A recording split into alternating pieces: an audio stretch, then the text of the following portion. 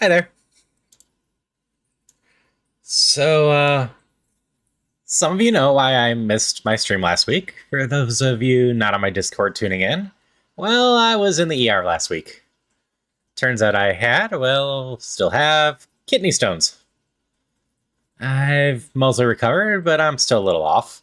So hopefully I make it through my stream, but because of the meds I'm on, there's a decent chance I might have to stop for a bathroom break or two. Anyway, because I've been focused on recovering, I unfortunately don't have a recap video ready for this week.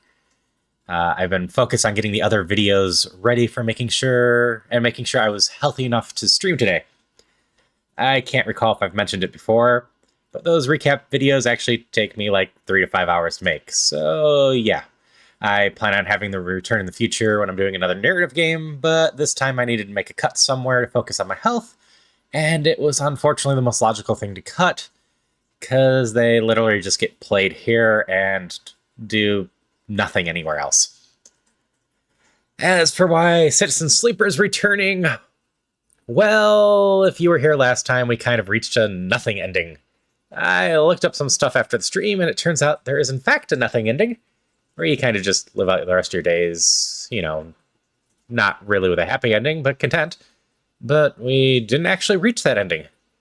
We're like a step away if we really want that ending, but we have, in fact, a path to go down still that we overlooked. Yeah, remember that weightlessness area? No? Well, I barely remember it myself. There's an area for us to go explore and unlock a weightless thing. It's, I believe, up the big elevator. We'll double check once we get in game. I haven't actually touched the game again, like usual. But we didn't bother doing the weightless thing, and it turns out it unlocks something. There's just no quest that actually guides us to that, so we just kind of ran out of things. It was bothering me in general that we promised Lem and Mina that we would figure out a way to get them on the ship, and never figured out a way to even attempt that. I also found it odd how Ankita's story resolved, and, well, a bit of spoilers here. Yeah, both those things didn't actually get resolved. So this is no longer truly blind, thus why I removed it from the title, because I had to look up what was missed. In the process, I saw a little bit of what will come today, but I still haven't played it. I still don't know what's gonna happen. But since I didn't like how things ended, and I know at least one other person I talked to felt that the last stream was kind of a dud at the end, I don't know how long this will take, but I wanted to do one last stream chasing a more interesting and proper end to this game. If this ends up taking only an hour or two, we still have the bonus episodes, assuming my health isn't failing me. As I said, I'm feeling better, but I'm not 100%. But I'm decently hopeful I can make it through this stream. Anyway, at this point in time, odds are extremely high that next week I will be moving my stream from Wednesday to Thursday. There's a game I want to play on the release day, and release day just happens to be on Thursday instead of Wednesday. I'd entertain the idea of doing both Wednesday and Thursday, but it's also looking likely that I'm currently going to be doing a collab stream on Friday, May 10th. And between my kidney stuff, that potentially won't be resolved for weeks. And in general, I just don't know if I have the built-up stamina for streaming 3 days in a row yet. Even when I'm healthy, I feel I should opt for the safer, route and just aim for the Thursday and Friday instead. Before we get into the game, I also want to talk about some videos. Going up to tonight, like usual, is the next episode of Exocolonist. This is the one that things got really rough and I cried during the stream. It's just a rough episode in general, but it's a really solid one. And then on Friday, there will be 2 videos. I'll announce right here, right now, the anime quick click will be my dear friend Nokotan. It's weird, so look forward to that. As for the other video, well, I don't mind getting more serious or having games that are depressing at times on my stream. Exocolonist was obviously decently depressing at times. And Citizen Sleeper is not exactly a laughing riot type of game. But in general, I want my streams to kind of be a happy place where people come to have fun, unwind, or just kind of think. And I don't mind talking about my illness some. I really appreciate those who are concerned about me and wish me well, but I want to be here to entertain you or make you think, not make you feel bad or anything like that. So I quarantined all of that off into a video.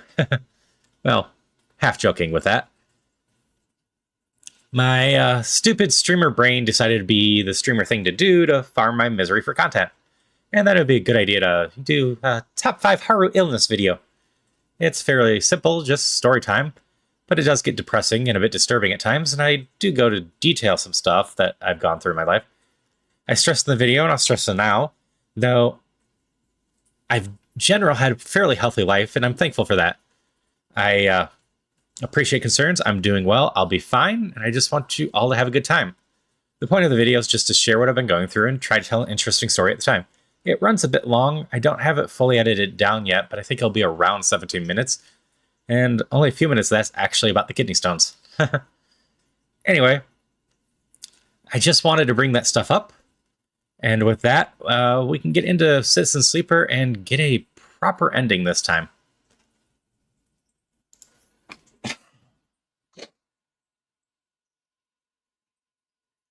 Game base.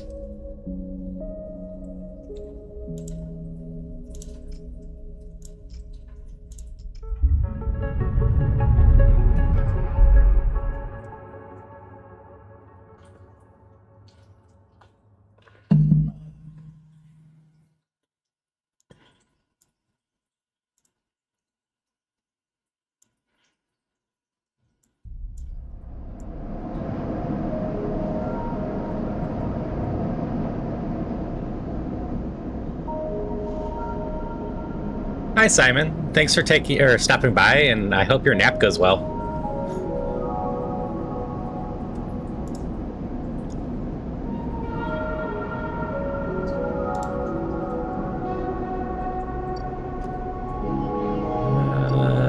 This thing, right? This is what we failed to see and do, and where our problem is.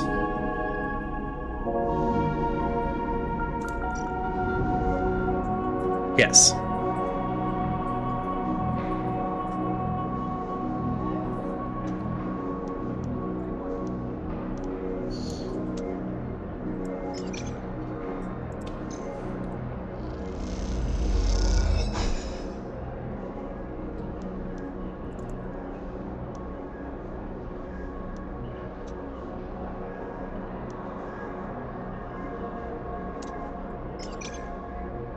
We'll just go for it.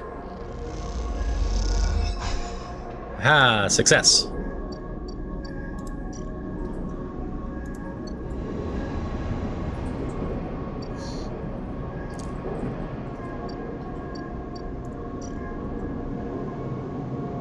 We shall feed our stray.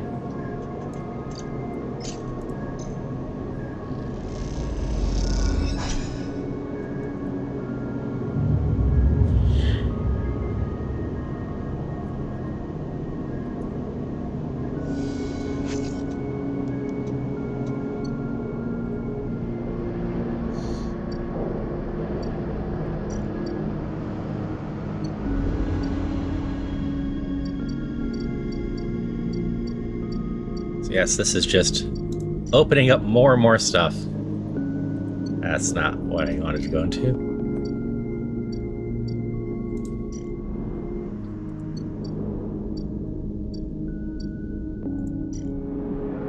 This one. Let's just continue into this. 2 wander. And 2 wander. And this should trigger what we need to do to continue the story.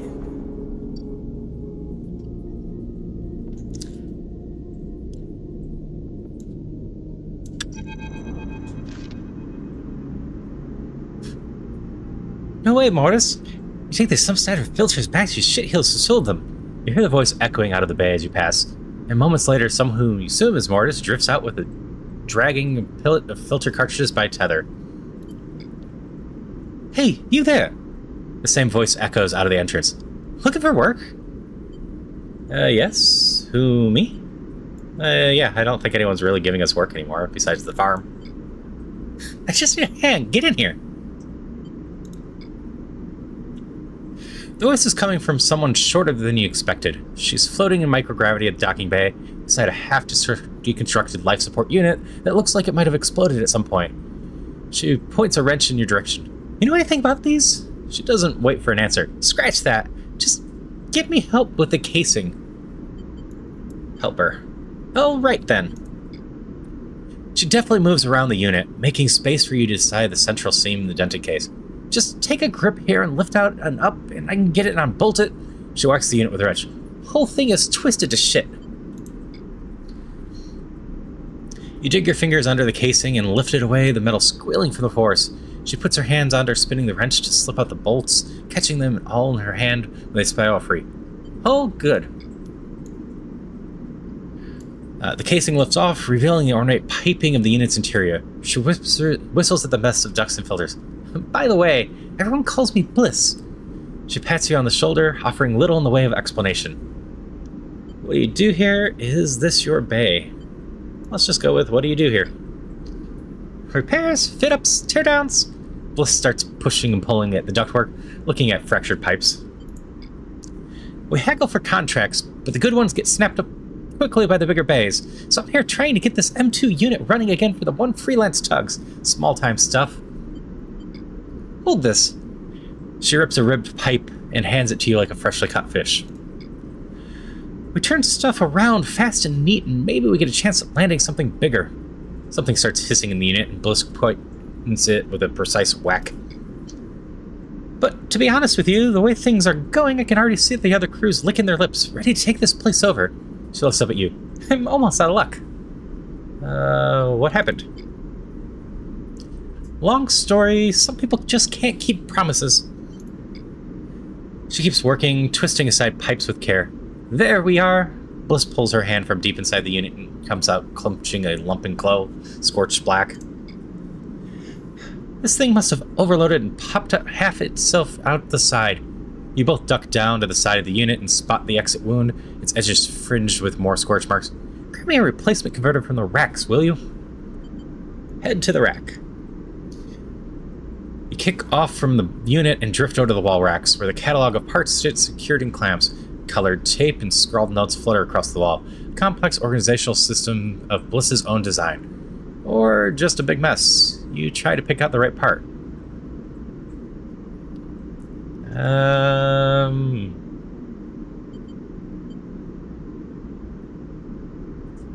M2 computer? You grab the part and brush back to the unit. Bliss holds out an arm as you pass over, the converter spinning gently as it leaves your hand. Perfect, you passed. She straightens up from the unit. That is, if you want to work here.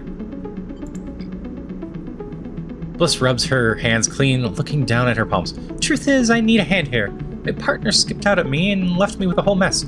You seem like you might at least be better at spotting a clean air filter than Mort's. I'd be happy to. Wait. She frowns at the wrecks. That's not all of it. My old business partner, they rinse the place, empty the accounts. To bid for jobs, we need to put down deposits, bring in parts, pay tug fees for that. She looks nervous and embarrassed. We need chits. You want me to pay to work?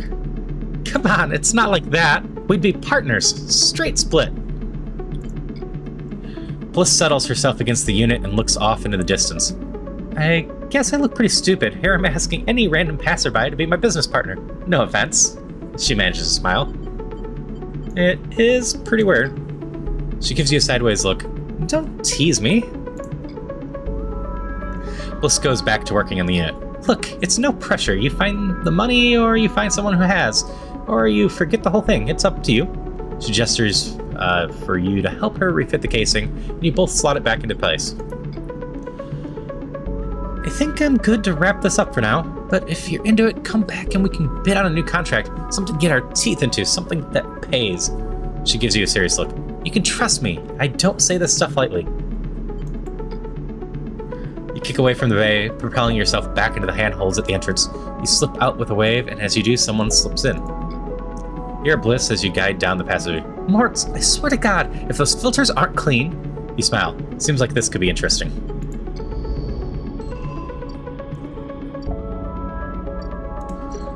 We'll peek at everything else. So we got a bay where we can buy a special spacer meal.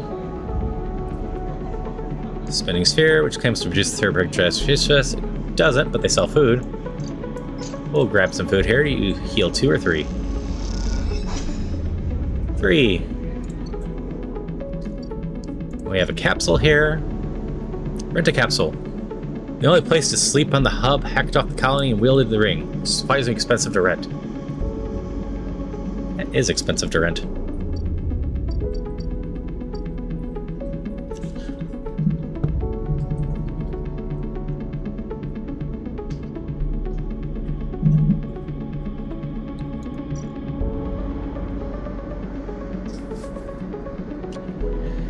Bliss's Bay?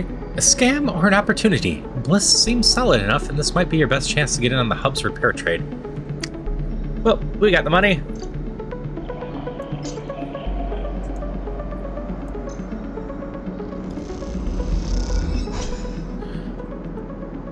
Bliss is incredibly grateful.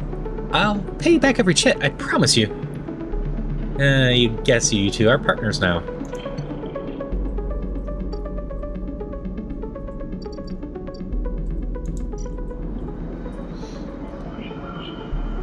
Bliss is bidding on jobs at the hub. It'll take a few cycles and perseverance before one comes in. Okay, we gotta go waste some time.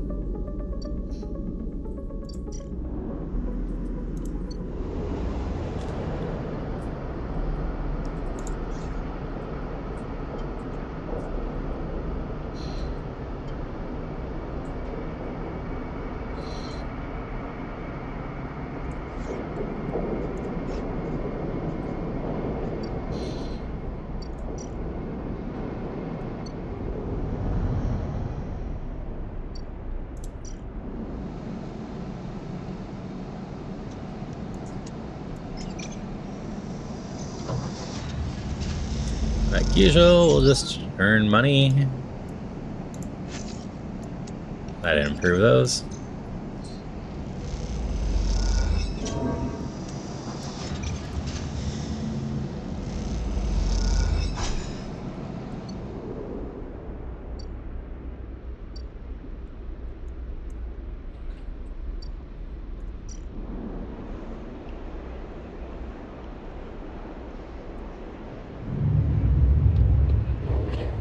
Okay, 1 cycle down, 2 more to go.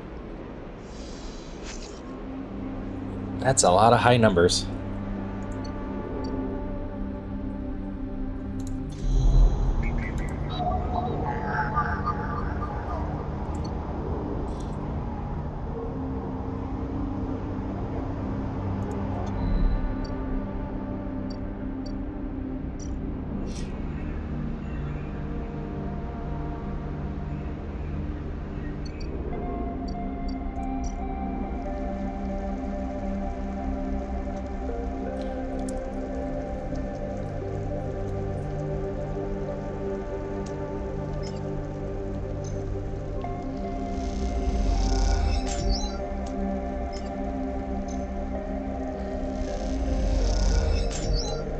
We'll just hoard a bunch of spores this time.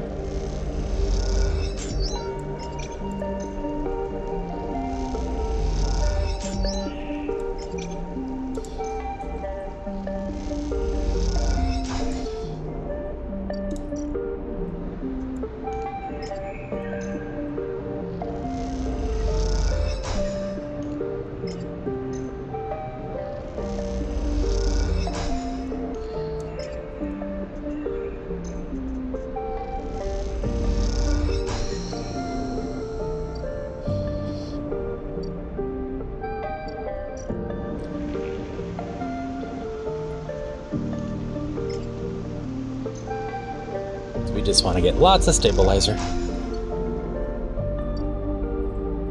Hi, Metal. How are you doing today?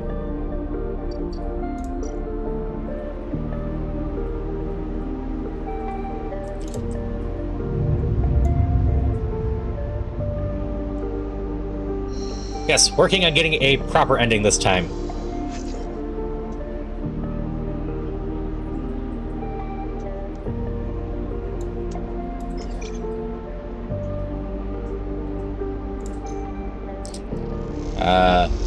Figured out we needed to be weightless, and that was a problem that we just did not do last time. So we met a new character named Bliss already. She's a mechanic. She's working on getting a job right now.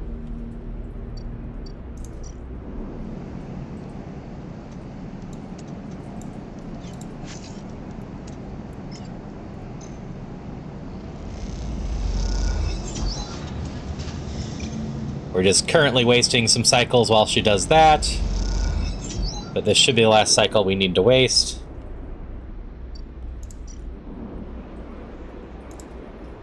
So we will be going and hanging out with Bliss in just a moment.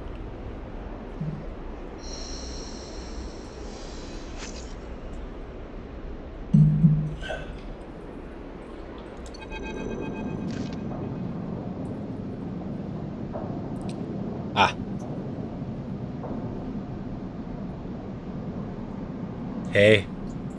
Quiet voice greets you as you leave. Sleeper, it's me. Ooh, do I know you? Mort. He pauses. I work for Blitz. Rubs the back of his head. You're not an easy person to find.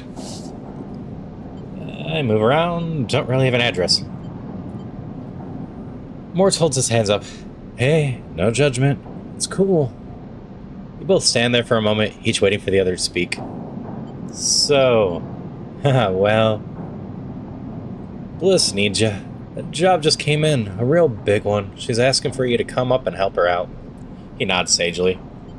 You right there? Nice, yeah. Mort stands there for a little, unsure if the message has been delivered. I got it.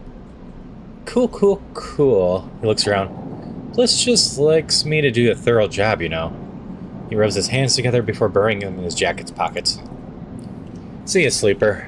Mort ambles off down the corridor, kicking a filter cap on his way out. Time to head to Bliss's play, then.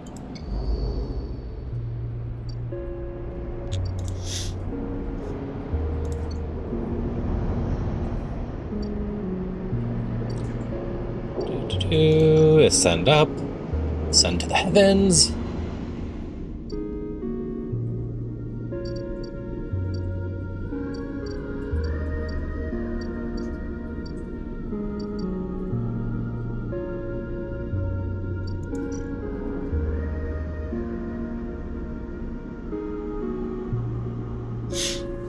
This looks like the thing.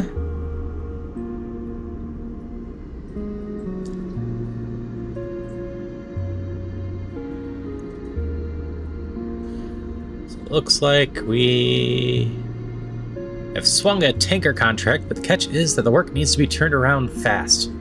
Too fast. Gotta seal the leaks, and they need to isolate the seal as soon as possible. That's where we come in.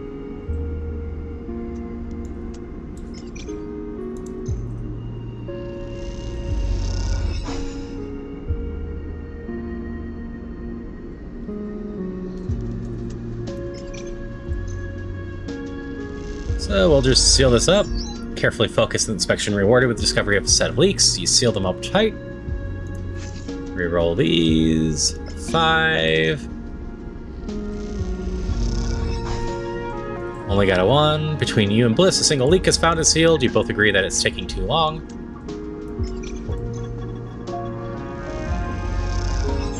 And careful. But alas. Got the money to try this once now.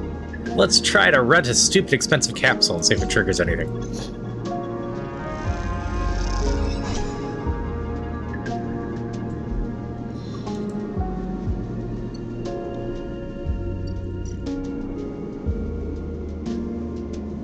Nope, just gives me a place to sleep up here.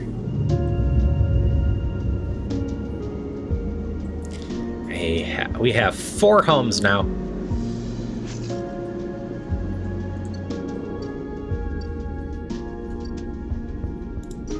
Eat real quick. Food is always a fine thing.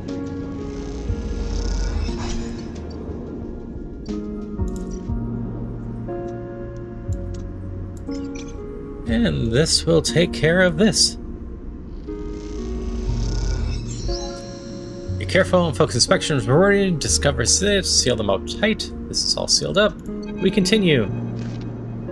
As you both wait in the airlock for the cycle back to the bay, Bliss thumps you on the arm. Nicely done, Sleeper. We cleared that contract no problem. She stretches. Once we're on back in the bay, we can check to see if the payments come through and divide it up. She stretches. Feels good. The airlock clunks and the lights flicker, and a moment later you're back in the bay, where Mortz is on the racks trying to figure out where the mess of tools Bliss left in her wake should be hung. Hey, Mortz. Mortz looks over his shoulders. Sleeper. He spins a wrench on his hand. Look like clean work out there. He nods respectfully. You look over at Bliss, who's already guiding you over to Management Council. She twirls a little as she crosses the cavernous bay. No one you've ever met moves as well in Zero G as she does. It's like she was born into it.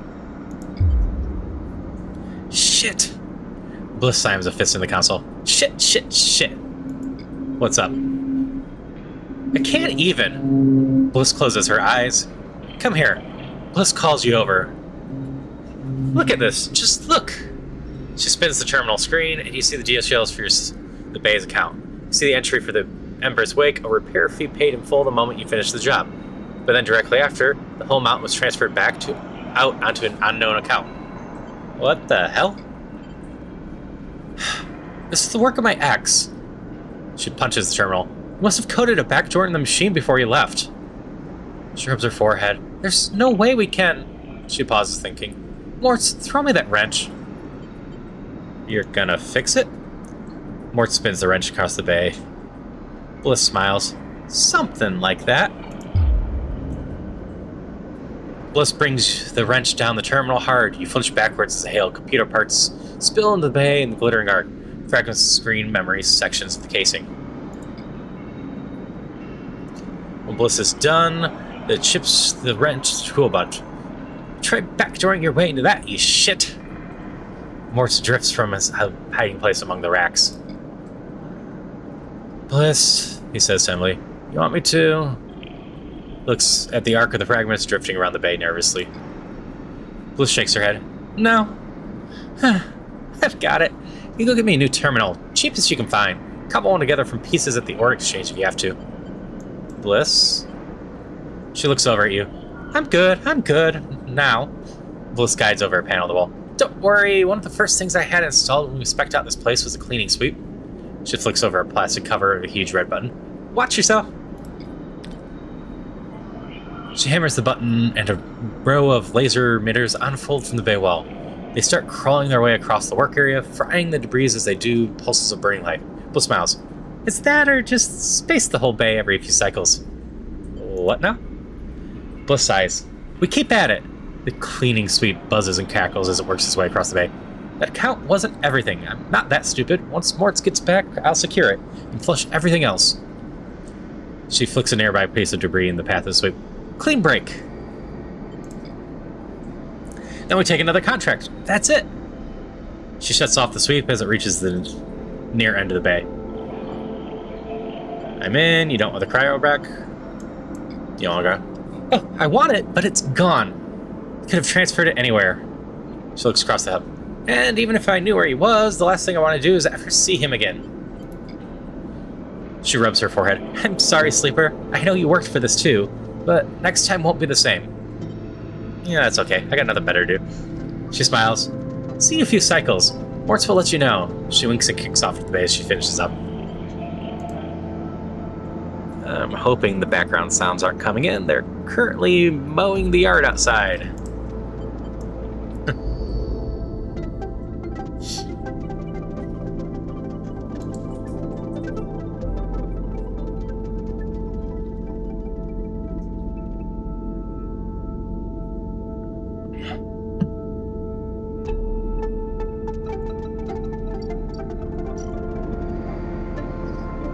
I have 4 cycles to kill.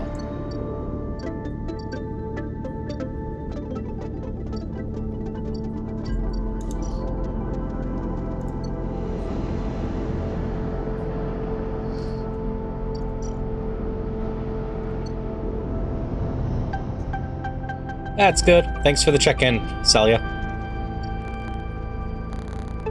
I was hopeful with my test with the AC previously that background noise would be dropped a bit. But yeah, they're decently loud with the mowing, so I wasn't sure.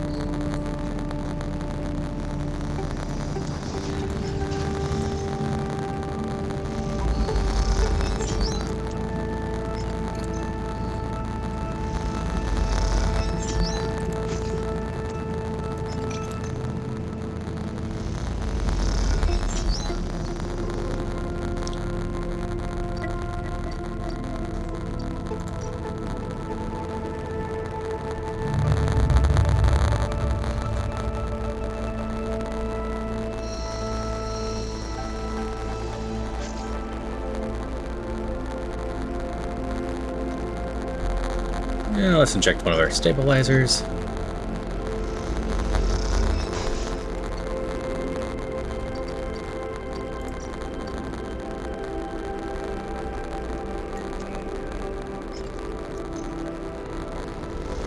Harvest some mushrooms.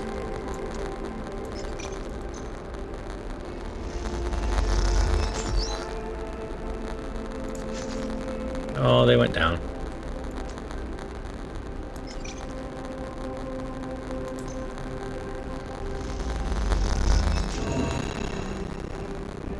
Ah, I see.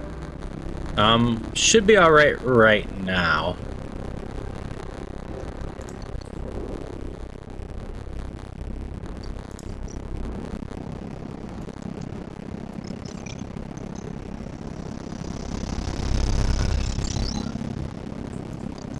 Feeling lazy, just give me some food.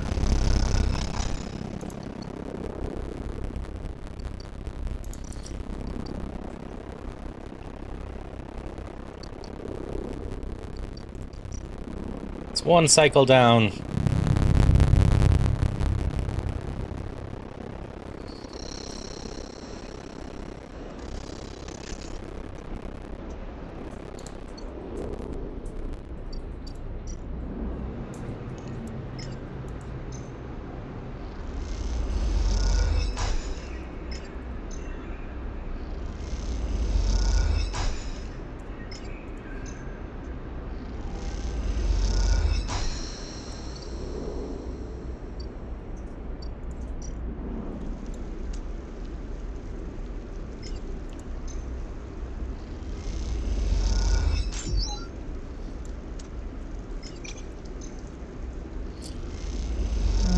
There, we have enough for 3 more rounds of fungus.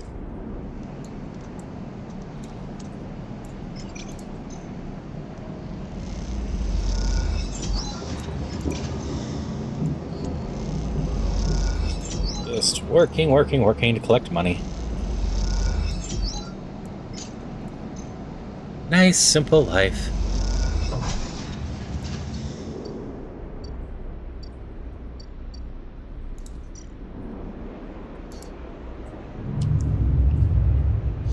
Two cycles down.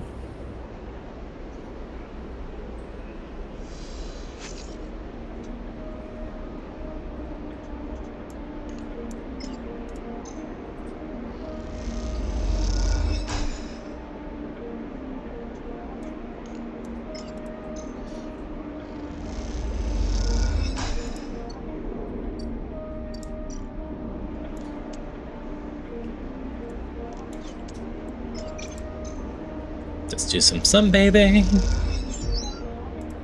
No, we don't need to pay for... Oops.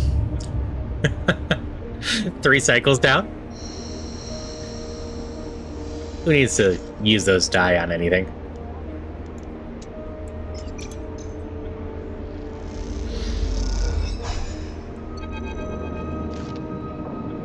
Sleeper! Mort's has been waiting for you on your way out. How have you been? Surviving. Mort's nods. That's the struggle. Glances around. He runs his hand through his hair. I've been meaning to ask you, Sleeper. What's it like? I mean, you know, what's it feel like? To be a sleeper? Yeah, if you don't mind. I'm getting used to it. That's good. Really good, I wanted to say. I have a lot of sympathy for it. Like, having to find a place, having to survive, having no future. Well, people around here understand that. Mortz looks away, and you notice him for the first time, not just as Bliss's assistant, but as someone with their own worries, their own struggles, their own life. You feel bad for not noticing earlier. Mortz looks back at you. Anyway, got a message for you. Bliss sent me down, we've scored another contract, and she needs your help. That's the message. Look, I know the last time the payment didn't come through, but you did good work. Bliss knows that. Yeah, it's no problem. Okay then. She's doing her best, you know. You know. He nods. See you up there. Mortz turns and strides off, leaving you in the corridor. Time to help Bliss, and maybe this time, you think for yourself, it'll work out.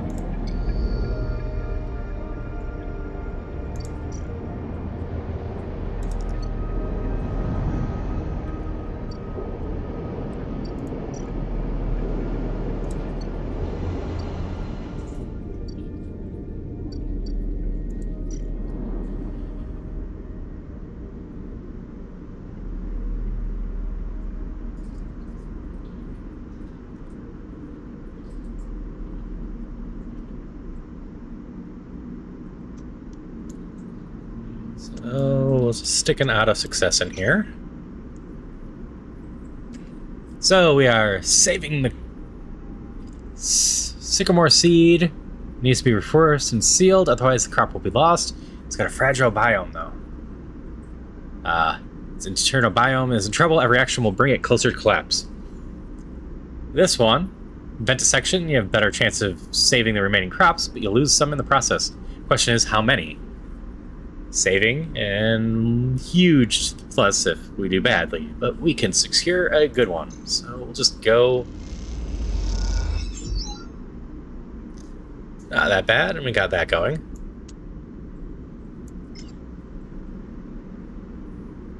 There's no more sections to sacrifice, well, not unless you want to lose the entire crop. Wheeling in a zero-G farm is tricky, or welding. The torch, the heat, the sealant, everything can damage the crop you're trying to save. With Bliss at your side, you can work neatly. It is impossible to cause no damage, but you limit it the best you can.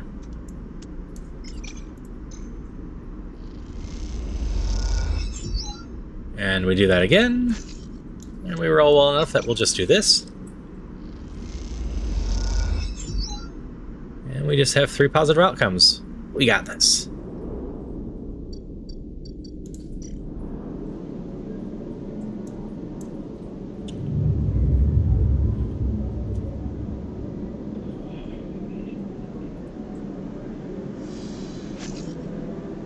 Well, that's a fine roll.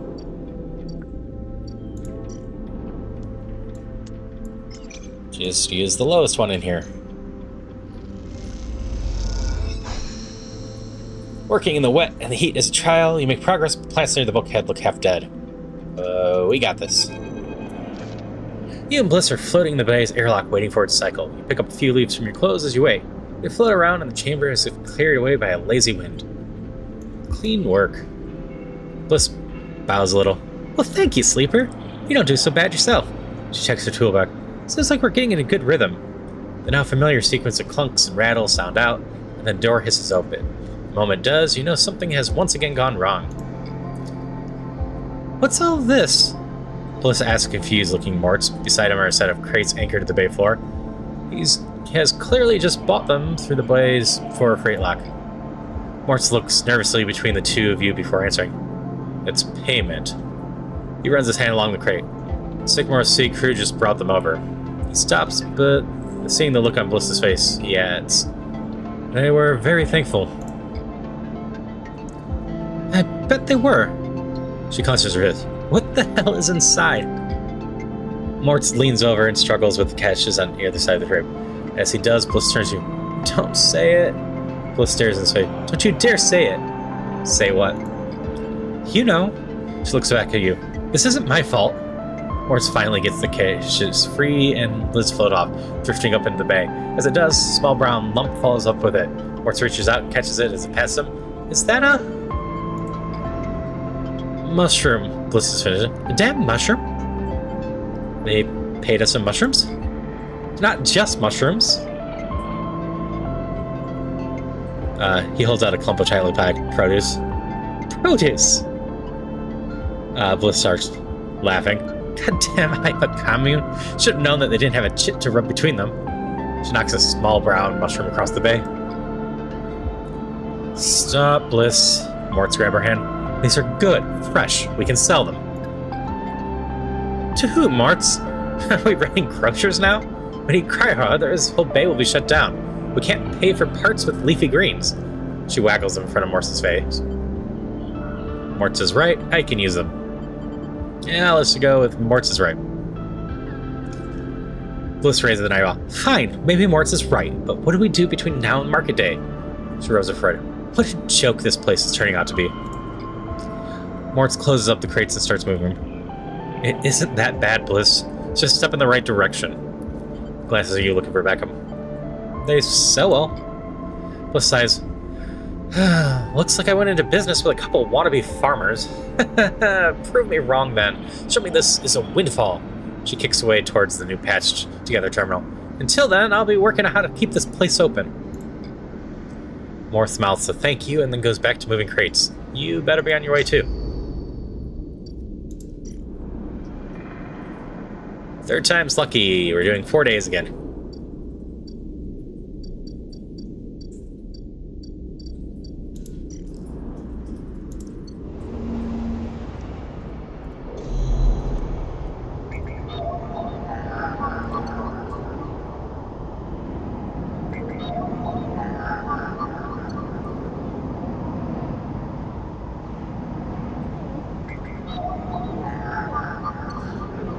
Roll my good dice. Still rolling too good.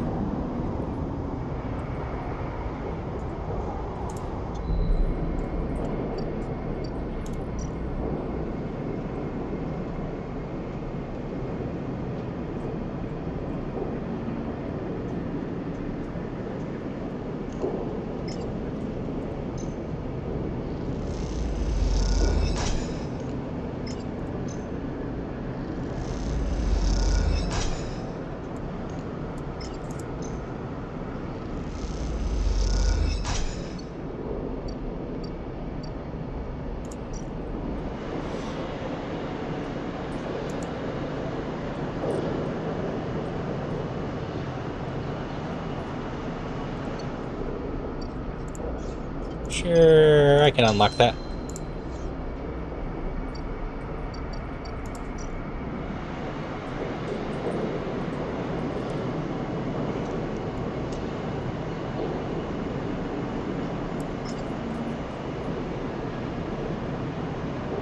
Let's steal something.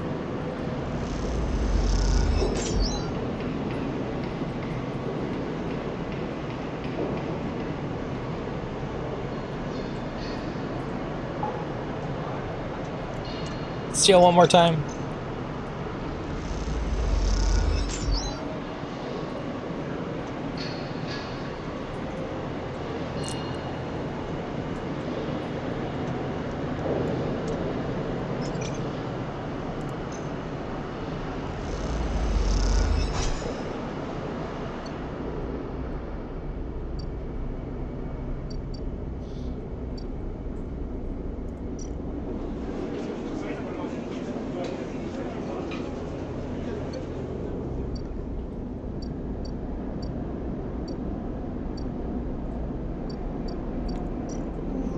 This is just for hive minds. What's this one for? Selling components.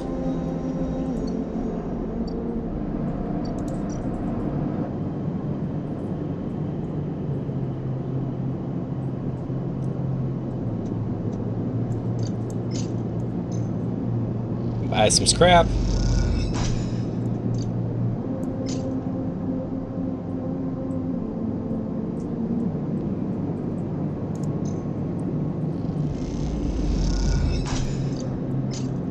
That allows us to fix conditions slightly for cheap.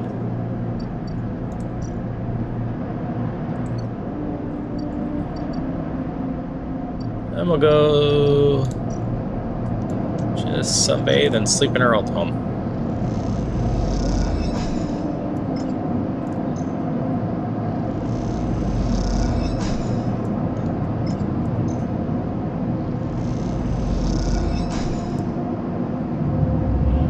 Nice and quiet, just waiting for Bliss to do stuff.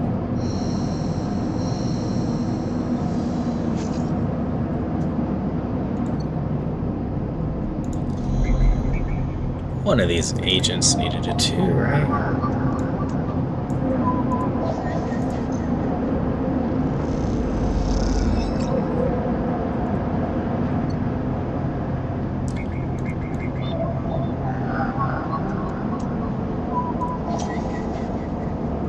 We haven't really done much with Castor either. I think he just gives us information, but we have 5 Havenage things now. That's what we need for Castor, right?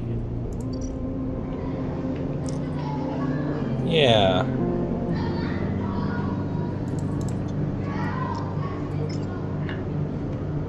What else I wonder? Ship mine for you if you indulge my curiosity. That was for that. Don't know what we need an extra ship mine for, but Prince Reserve, I have nothing more to offer. Now we have an extra ship mine. That was uneventful.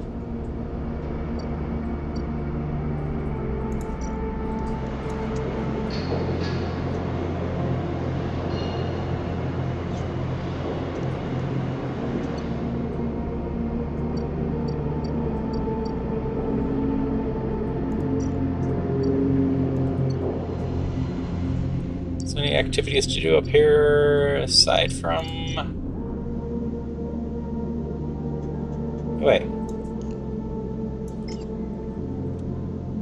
We have Neovend up here.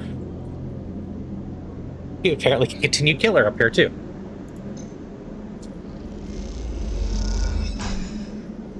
You slot Navigator in clamps lock. Ship mine stuck. How are you going to get them out of this thing? Of course, as I continue this, the mowing is back, but that's fine. You slip into the cloud, as easy as blinking. Navigators beside you, their spirit casting light in the strange darkness here. This is not how a mainframe should look. A center, a point of connection. The object in front of you is severed, cut off, a rootless, branchless tree. Only the trunk remains. Is Killer even here? Quiet. Navigator hisses. Then you see it. Like a blade in the dark, an edge slicing through the void. It glides along at the distance and winks out. Then it appears again, elsewhere, gliding once more, searching. Is it looking for us? The moment you make a sound, the edge leaps closer. You see it now. It's not an edge, but the ridge of a long, sharp head. Like a shark. Yay, sharks! It glides past. Closer now. You see it into the voids where its eyes would be, should be. You and Navigator exchange looks, both thinking the same thing. It is blind.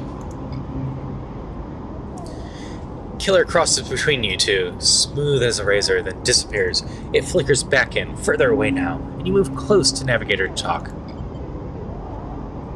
You saw it too then. Killer has been blinded. How? Unclear. This protocol's been running for decades, well past its operational limit. Navigator sounds dull as they drop their voice to a whisper. This may give us an advantage over protocol. You flinch as the silent Killer appears closer and guides past you. Its empty sockets open wide. You turn to Navigator and notice something strange.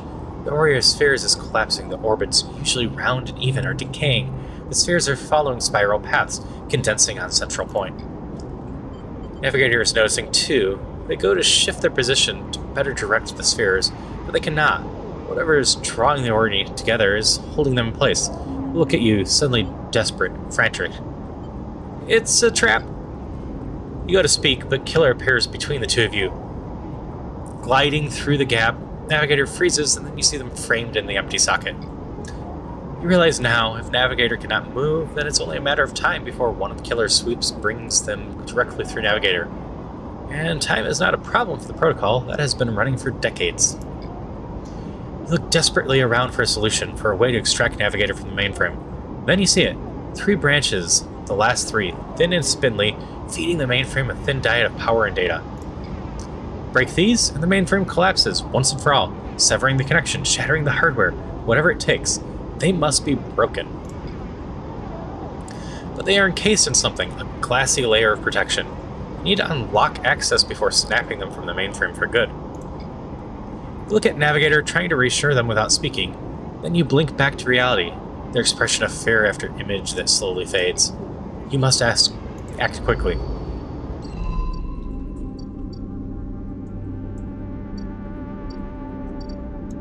Branch 1.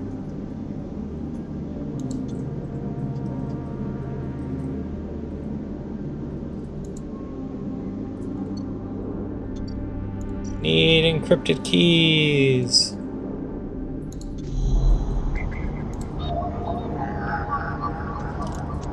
Key node 1. Bypass.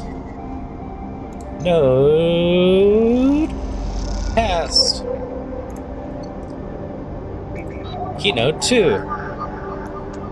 Bypassed.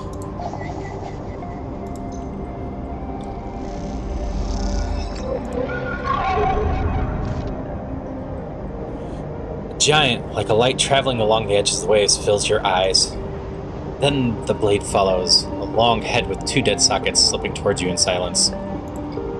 You freeze, hoping it'll pass you by, hoping that it will not simply slice through you like air. The blade head nears, slides past you, almost. It nicks you, grazes you. You're desperate to cry out, call out. But you hold your silence and simply watch the blind eyes of the killer guide past, empty of all thought. Then the blade winks in the dark, and you are alone again. Now you cry out. And the third one. Figured it needed 5. Are we lucky enough? No. Unless it will let me do it, but... I have 2 of 3.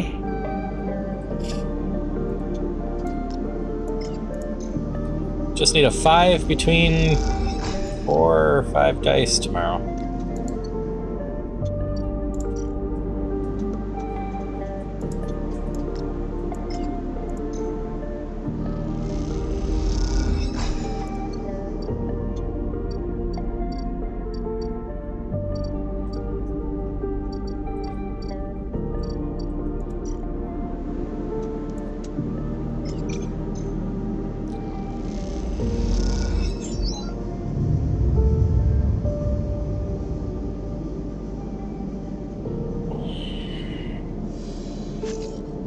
Alright, got the 5.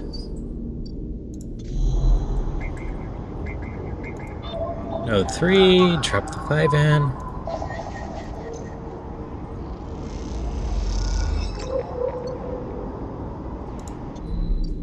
And branch 3 is down here.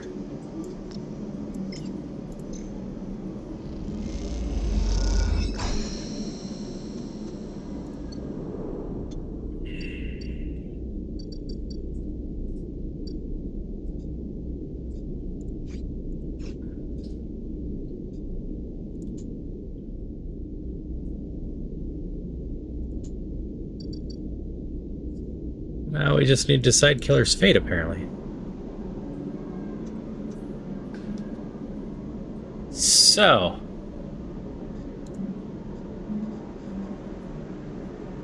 we can forget hacking the system. Killer has to die. If you slice the branch, connections to the mainframe, you'll shut down, freeing Navigator. Or, with access to branches, you could redirect them in a form loop, isolating the mainframe with Killer inside, but freeing Navigator in theory.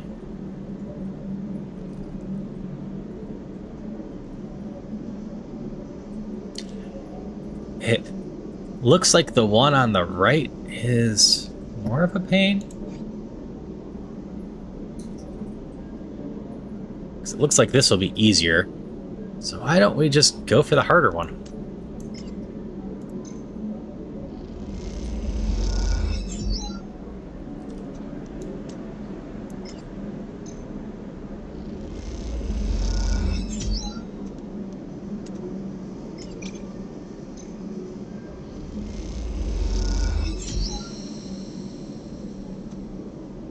Continue.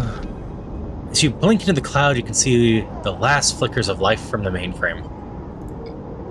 The vast machine once ran the whole system, span it up, directed the processes of flow of energy, water, and data, fed the lives of thousands of people. Now it is finally dead. Navigator is beside you. You both look out at the perfect ring encircled you both, woven from the data branches that once fed the mainframe. You see a glint along the edge, and that familiar blade-like head rises to the surface, like the cresting fin of a shark, and slips into the loop again. All that you can see of Killer's body after that is a slight thickening of the loop, and that thickening begins to travel around on a long and slow sojourn that will last forever. I am surprised at you, says Navigator, drifting faintly around you in a lazy orbit as if to shake off their imprisonment.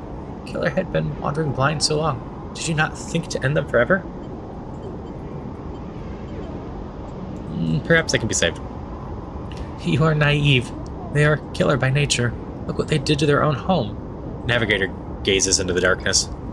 This place was their domain and prison, and they have followed the directives for the many decades they roamed here. They cut the threads of the mainframe, executed its administrative eyes, and then kept slicing. At some point, they cut away their own ability to see, to sense, to taste, to speak, and yet they kept cutting until only those 3 threads remained, from millions that once thrummed here. Only their blindness and chance kept them from making those final 3 fatal cuts. There is ceaseless violence in that kind of system that creates beings like this. Those that will execute commands endlessly, even to their own destruction. Navigator looks at you for your thoughts. Let's just go with their sentience should be respected. So be it. But why do they respect our rights equally? Navigator turns away. You watch the data points of the station spin around you, blending with fixed stars. There's something satisfying about finally wrenching the last threads of control from the central point. It was a little more than ghost by the time you reached it. This place deserves to be haunted by better ideas than totalizing system of control. Navigator floats beside you. It is free now. The station no longer presents a hazard for illegal entities like me. They turn to you, their face cloud in shimmering light. In fact, in time, perhaps it could be a refuge. A refuge, that sounds like something of value, something worth building.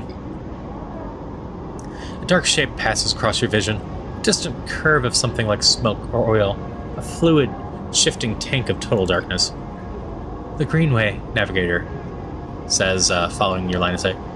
It was cut off at the moment of collapse, so Hunter or Killer could never reach it. Now it's closed off to us, separated from the cloud. What system's inside of it? It may be totally dark, or perhaps some other old protocols are isolated there. Navigator turns to you. And we have now seen what decades of isolation could do to a protocol. We could extract an access cipher. They pause and then blink out of existence.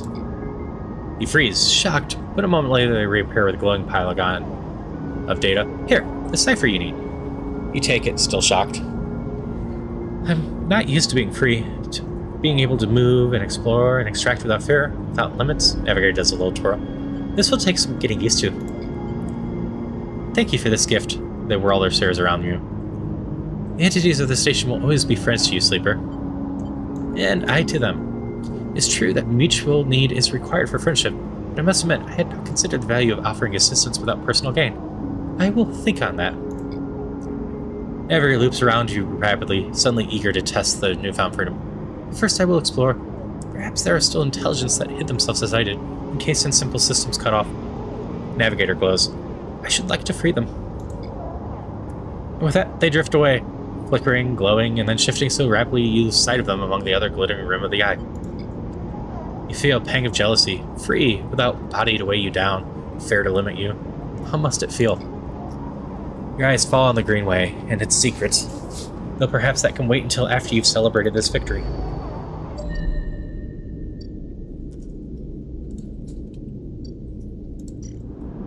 Well, might as well go see what the Greenway stuff offers. Boop. Boop. Boop.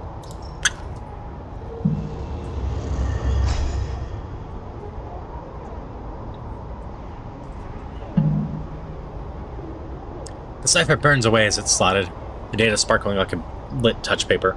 What has been unlocked? Indeed. The greenway rolls beneath you like a silt-choked river. If what Navigator said was true, then no one has accessed these networks since their collapse. The hunter and killer protocols have never set foot here, never cleared out the intelligence and systems. So why then, you wonder, does it look so dark? Is it just that the bit of rot has set in? The entropy of systems reducing everything to shadows and light? You watch as the slotted cipher fizzles in the one open, distorted gateway in this entire rim of the station. It flickers and winks out. Then you're falling into the flow. A river of swirling darkness. You're spun by it, twisted by it, lost in it. It's not that the greenway was hiding the darkness. It is made of darkness. It is filled by this substance, this process, this swarm. Now you're among it. You notice that its swarm is exactly what it is. 1 billion individuals moving in a flow. There is no network map here. No nodes. No threads. Only a swarm of interchangeable points, shifting configuration endlessly. Then you spot them. A figure turned away, the only bright spot in the dark river. You push closer through the storm. They are facing away, at least you think so. They are fractured, so overgrown that it's hard to tell. Even from this distance, you can see their flesh is moving, flowing. Gardener. You watch, silent as they stoop and reach down. In their hand is a dark shape, and with twisted fingers they press it down in the loam data beneath them, pushing it through the trembling soil. Then they move away, go a little further, and repeat the process as if they were sowing a field. You push forward, but somehow, despite their slow and deliberate speed, they move faster, and then quickly fade into the storm. You reach the point where they planted the object and look down. There it is, a glassy, shifting polygon. Something aside. Reach down and pick it up. It's cold, but thrums with energy. You look towards the path of the figure, but they're long gone. You blink out of the cloud, back to the leaves and dabble nigh the greenway. You hold a seed in your hand.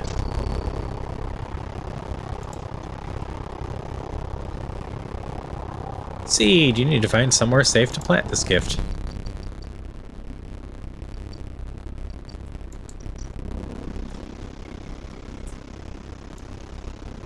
You can have this, apparently.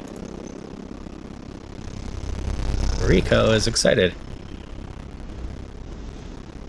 Don't worry, I'll take good care of it, Sleeper. Rico smiles. Don't you worry.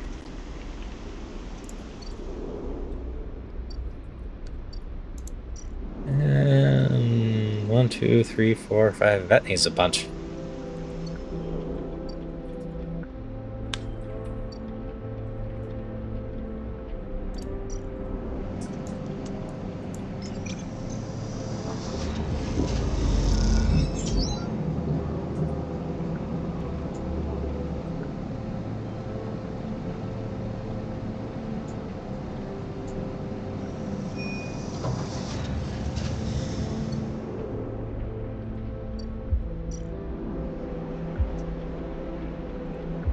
Time to sleep.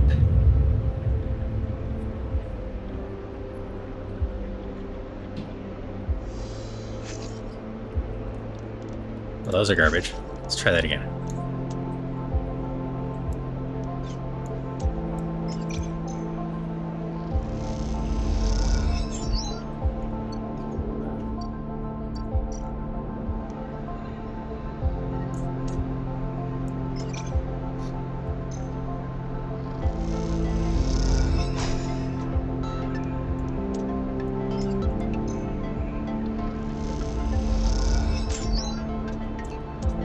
We'll take a 50-50 chance on negatives.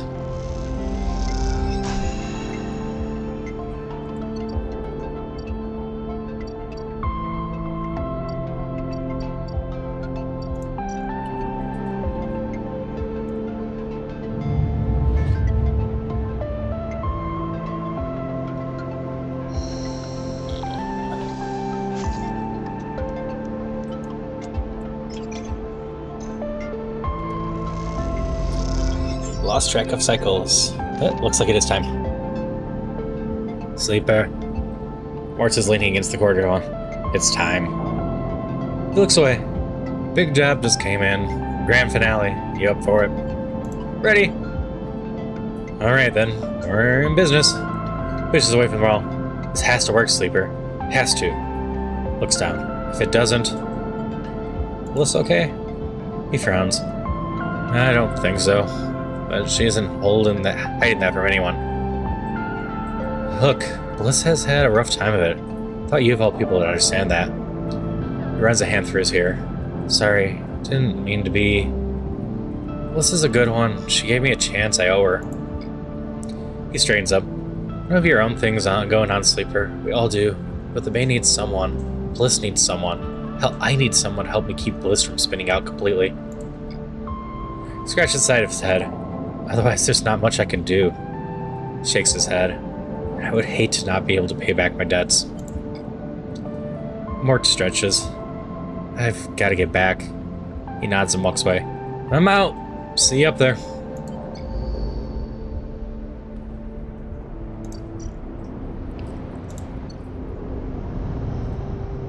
Cross the rim.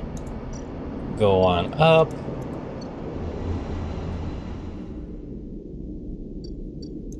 And we are doing this one now.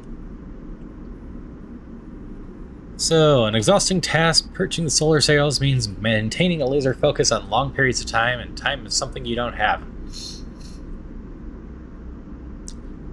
Spurs need resetting, the system rebooting, but if you're careful, you can just safely untangle some of the sail while you do this.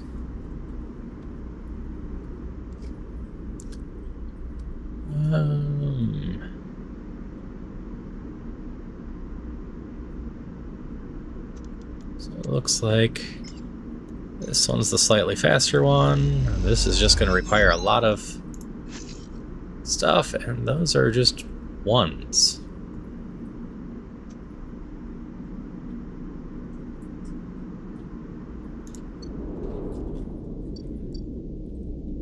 So we're probably just going to call it good for here. Be nice and lazy.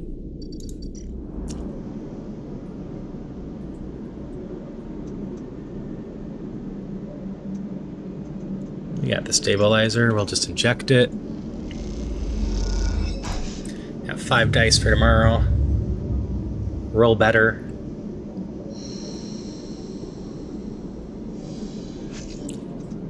Roll a little bit better.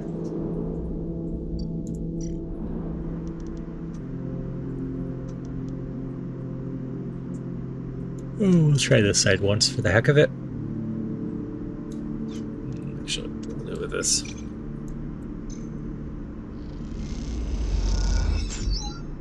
Enter flow state, scanning the bliss. Fixing bliss does the same. You boot this, you both can. You know that. Well, yeah, this side just seems better. You delicately spin and spur, unwinding the scotch without tearing it. Bliss thumps you on the arm. She's impressed.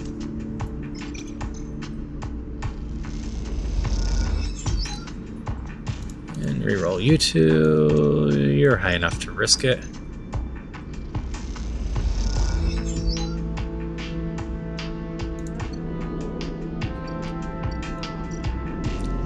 And then we will just sunbathe. Could go play with mushrooms, but we got enough stuff going on. We don't need to focus on that hard.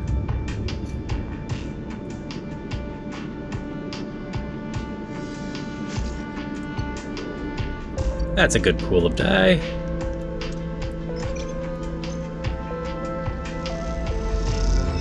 You go in.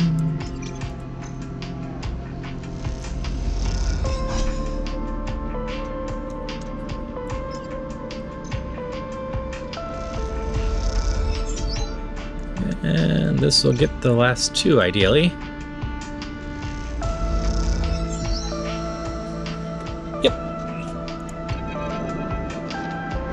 The atmosphere in the airlock is euphoric. You and Bliss keep grinning at each other like idiots. Exhausted, blinded, sore, and aching idiots. Sleeper, that was incredible! She punches you on the arm. I never thought we were going to make it. Those idiots tangled the whole thing up like I've never seen. Make a good team. Bliss smiles, a winning smile. As the lock's inner door clunks open, Mortz gives a rare whoop and looks exhausted too. And for good reason. Mortz has been the one ferrying tools and parts back and forth from the ship. His tired smile tells you he's glad it's done. Sleeper, Blitz.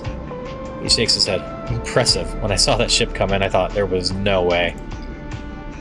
Why, thank you, Mortz, she winks, for believing in us. Mortz rolls his eyes. You know what I mean. Take the compliment. He shoulders some of the gear back that came back with you, and Bliss heads out to the wreck to stow it. Bliss turns to you. I think you should be the one to do the honors. She nods to the ragged look constant, then Mortz or some. I don't want to jinx it. She smiles, but you can see she's grinning nervously. Check the console. Glide over the console and check the screen. It takes a second to see what you're doing through the flickering cracked display. After a moment, you see the accounts. And there it is. Almost 1,000 kairos sat in the bay's transfer account. Well, Bliss calls. Have we been screwed again? It's there. Bliss kicks off from the floor and spins up into the bay, shouting as she does. The noise takes Morse by surprise, and he knocks a rack of parts, scattering handfuls of metal fixings across the bay. Inside is something glowing seal catching the work lights like glitter. Sorry, Bliss says, grinning when she comes back down. I needed that. She kicks off and joins you at the terminal. Mortz even managed to sell that produce we made a tidy profit. Eventually, she laughs. Here.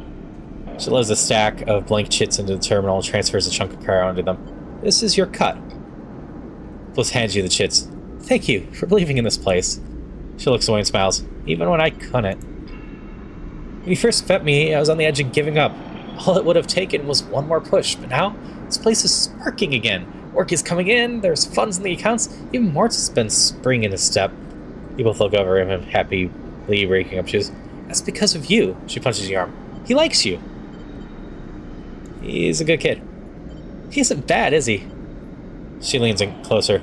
You know, he came here looking to rob the place. I gave him a job instead. Don't tell him I told you that. I just thought it might help you understand the kid. Mortz turns back at you, both Bliss and you awkwardly wave. Maybe it's time to change the subject. What now? From here on out, it's going to be a little easier. We'll be looking for some component contracts, stuff that'll keep us inside of the bay, not out in the black. No need to risk our necks if we don't need to. You want to cash out? That's fine. But there will always be work for you here when you need it. I'll be back. She smiles and then, out of nowhere, quickly gives you a hug. She steps back and glances around reflexively. Take care, she says softly. You too. You turn to leave. And Sleeper? Yes. She smiles. Don't spend that all at once.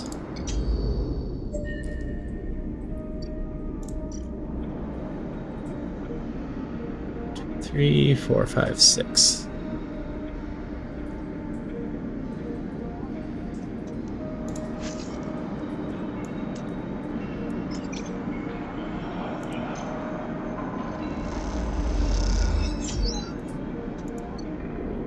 Six more rounds of stuff, 3 upgrade points.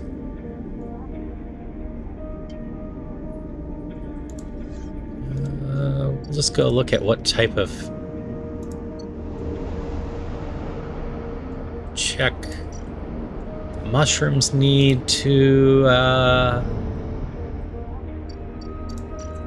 get stuff. They are Inuit. And I'm trying to remember where these ones were.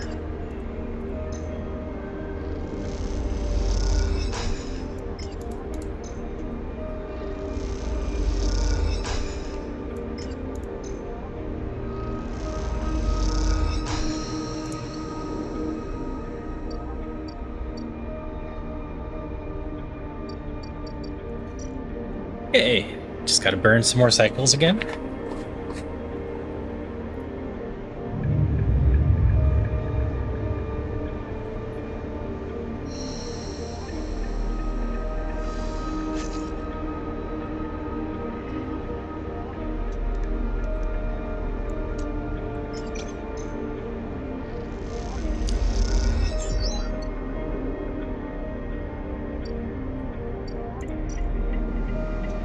This nice and fast.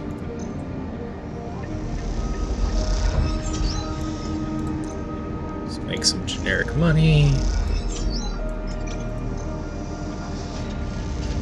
Not that we're hurting for money at all.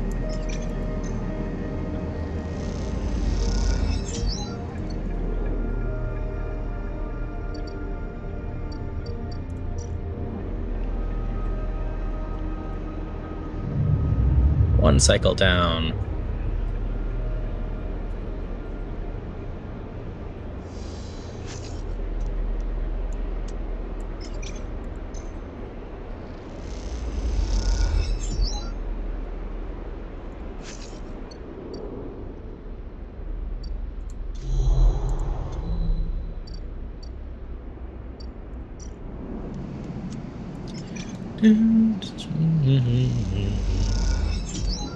Working the farm, making more money.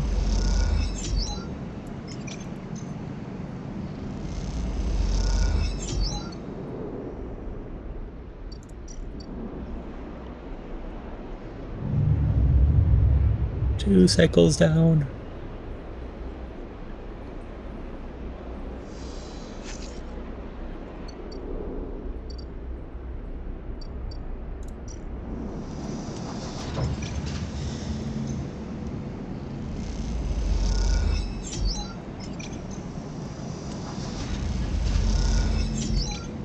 And this will be 3 cycles down.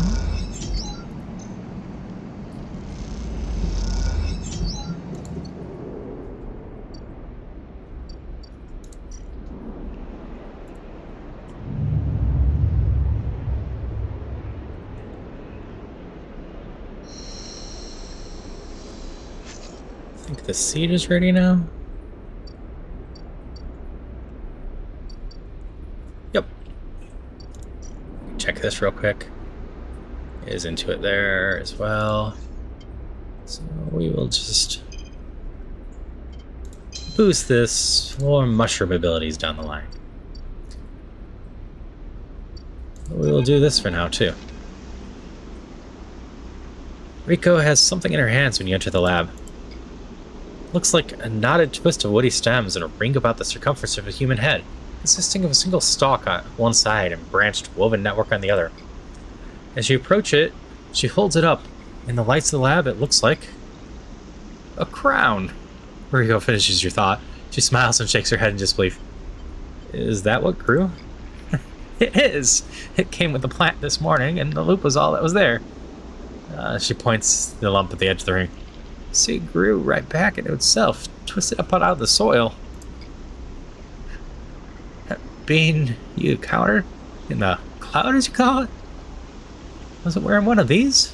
She eyes you all suspiciously, still unsure if she's somehow embroiled in an overlong prank. No? She sighs. I suppose that would be too easy. She smiles to herself. A root crown.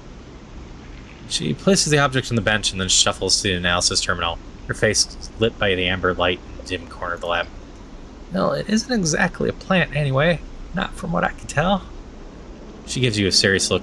No leaves, no chloroplasts, just a series of filaments encased in cellulose walls. Filaments? See, that's why I like you, Sleeper. You're so good at spotting the unusual details. She beckons you over. Look at this. See cross-section sand of the crown? Its layers plant-like structures in full view. Till you reach the center, there, instead of xylem and phylum and transporting nutrients, something branched and woven glints. Those wires? She laughs. I'm not sure whether to say yes or no here. They're not wires like those in the electrical system, no, but they are filaments and conductive material. So, yes? She leans closer to the screen. You see these branches? They remind me of dendrites and neurons. She rubs her eyes, which is frankly ridiculous. You look back at the crown on the table as Rico fusses over the scans. You suddenly realize what it reminds you of. You remember signing the forms, the walk to the sleeper tanks, the cold metal floor. Then you remember the crown they fitted you with, the branching structures of the wires and pads. No, not a crown. They called it an interface. The tool of your emulation, your transference from neurons to electrons. Interface. That is your gift from the gardener. You return back to Rico. It's an interface. Rico looks at you puzzled. Something clicks in her mind. Perhaps something she heard from a sleeper that she helped all those cycles ago. She starts talking, partially to you, partially to yourself. If the club heads were made for you, and this too could be made for you, for your frame. She shuffles over quickly to the interface, a word that is stuck to this strange branched object quickly in your mind. You're right. That entity! It is the entity that I've been looking for. She shuffles quickly to Crown. They are the entity which has been controlling the Greenway, which has been maintaining it, supporting it, and has been guiding it for all these decades. She stops to catch her breath. They want to talk with you. She leads you to a seat. I will be here, Sleeper. If something happens, if you wish me to remove the crown, the interface, just squeeze. She grips your hand tightly. You meet her eyes, clouded with age, but bright with the thrill of new discoveries, as she places the interface on your head, and everything blanks out. Back into the river, back into the dark. Flow, but something's different now. You're no longer pushed, no longer blocked, and buffeted by the swarm. By the storm. Instead, follows around you. You move it, and it parts, letting you pass. Something else resists, but gets you easily enough. You look back and see your body you have left behind. Somewhere Rico's voice is talking to you, asking you questions. It's excited, eager, desperate to know what lies on the other side, what the entity has to say to you. You realize how long it's been she's waited for this moment, for the moment of meeting between the inhabitants of the Greenway and its protector, and yet she's still on the outside. You shake off the sadness, you'll be her eyes, then you see the figure, Gardner, out in the storm, planting. It takes less than a moment to reach them.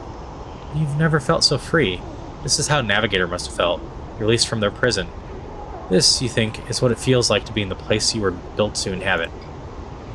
Gardner does not turn at your approach. You go on planting, but their voice whispers in the waters like a sharply rising current. You grew the gift. Their speech hisses around you. Good, I'm glad. I wanted to meet you. Then we are the same, both eager shoots seeking one another. What does it feel to be free of your seed? They stoop to plant again. My seed? That in which you were contained, from which you grow. There was some disagreement, continues Gardner, as if you were picking up on a long-held conversation. With the others, they felt you were a danger, but they always cautious, especially the fungi. I feel loam, known knowns, wide and stable networks. The fungi were cautious?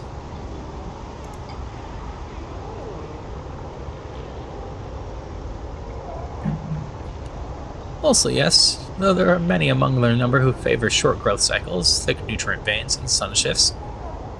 He gestures out into the storm, and through, you cannot see them, with full presence all around, sensing the audience with great interest. After all, they understood that it was I who made them in the crowns, and without them, they would not have joined the chorus. So you see that it's only fair that you get your chance to join, too. Join? Yes, we became part of this. Gardner stoops again. We are millions, and we grow. I hope you understand. I'm not used to speaking to your kind. It's been many cycles since I had my last conversation. I think it was with Chief Executive Telric himself. Look around and see it. Every growing thing, every non-human being in Greenway is here. They're all networked, connected, branched and linked by this strange being, this artifact of this old station. The impossible dream of senile farm administration AI, a living network. You could dissolve here. You could realize, free of decaying body, you wouldn't need to be a person, why would you, among all these other minds? You turn away from Gardner for a moment and look back at your body. A tiny hairline thread connects you. You hear Reiko's voice again, still asking, still checking in. Are you okay, Sleeper? What are they saying, Sleeper? Are you still there, Sleeper? Something you sighs a long sigh. A sigh that speaks of exhaustion beyond tiredness. Exhaustion rooted deep inside you. It stems from the effort of answering questions, answering problems, getting up and breathing each cycle. But something else resists inside. A yearning, a sense of distance, desire to squeeze that hand that holds you for its warmth, its blood, its complexity. To make a gesture that says, I'm still here, I'm still alive with you. The two ideas spin within you, making you nauseous. If you break that thread, you will be free. Free to dissolve here, to grow strange and beautiful among a million others. If you follow it, if you squeeze Reiko's hand, you will wake up, back in that dying body, with all the pain and warmth that entails. Now is the moment. feel we have reached an ending point. We can either break the thread or follow the thread. So if we break the thread, we will be free. Follow to dissolve. If we follow it, we will wake up. We still have unresolved business, and, well, becoming part of the hive mind might be a okay alternative if we, we're still being hunted or had problems getting stabilizer or anything like that. Our life really isn't that bad right now. So I think we're gonna go with follow the thread. Squeeze Reiko's hand and wake up.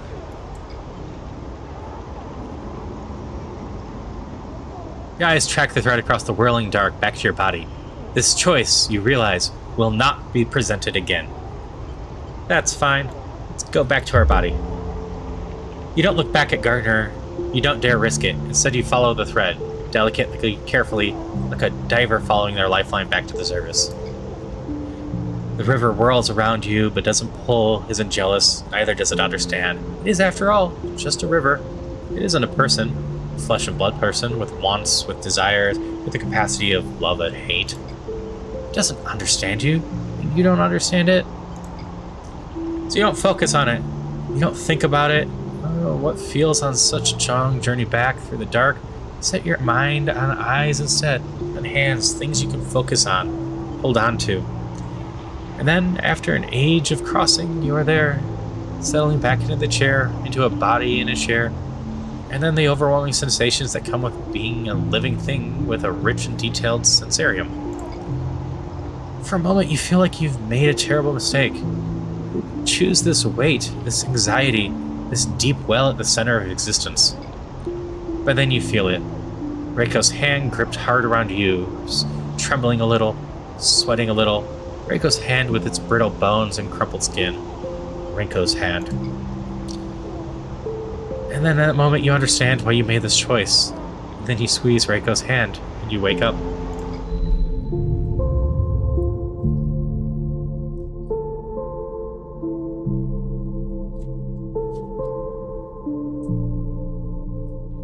Ooh, looks like we got an ending actually. Hopefully we can still continue, because we still have the bliss stuff to go through.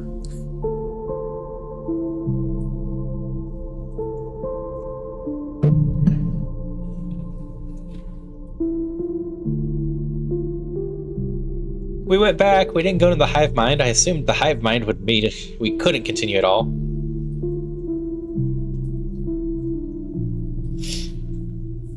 But hey, end credits. Even if this is how it ends, we can't continue. This feels better than last week already.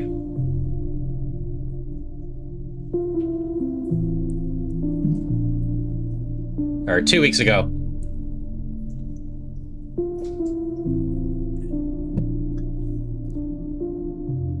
Last week, I didn't exist as a person anymore. All there was pain.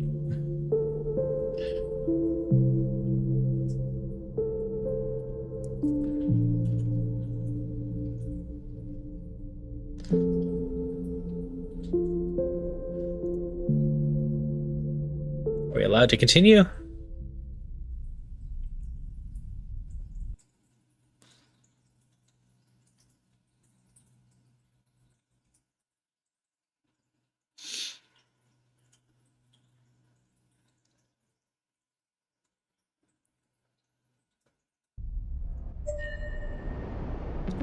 Yay, we're allowed to continue. Sleeper! Reiko's voice comes wavering through the dark. Are you still with me? You sit up, the lab bright glimmer that fades as you gather. I'm here. Reiko smiles. Good! She squeezes your hand. I thought you left me for a moment. What? She pauses. Who? She smiles. Tell me about it. Tell me everything. Tell her the truth. You tell Reiko everything. You tell her about the gardener, the strange farm stranger AI that's grown to be so much more. About the chorus, about the impossible configuration of networked plants, and finally about the choice the gardener offered you. She listens attentively, but her responses are hard to read. You wonder if she might have made a different decision had she been in your place. I imagine she might have. Thank you, Sleeper, for telling me. I know it isn't easy to say such things. People so often do not wish to hear strange truths. She looks away. Thank you for returning to me, though I don't know any reasons. She squeezes your hand reassuringly. Something passes between you then, kind of shared sadness for the impossible choice. Choice to escape your body or stay and suffer it. Her smile is warm and generous, and whatever the wisdom of your choice, you are glad to feel welcome in this moment, in this place. Then suddenly, she stands and walks a little away, as if trying to escape an unpleasant thought. You worry that she knows all too well what it takes to make a choice like you did. Reiko sighs. So, Sleeper, do you plan to stay in the commune with us? Glad to some degree. Glad to hear it. Reiko crosses back over and takes one of your hands with both of hers. Alpha needs new blood if it wants to survive, and you're a good friend. Feeling is mutual. Well, don't let me keep ya. Reiko waves you away and limps back to her terminal. As she does, you notice the crown in her hand. She places it on the bench with great care. You can't help but feel a little curious about what she tends to do with it. Then you're out, breathing the air of the greenway fresh in the morning. The ample light makes a path where the green is found, and you walk into it, sensing the movements of the gardener's chorus all around. You're glad to be here, in this strange, beautiful place a little longer.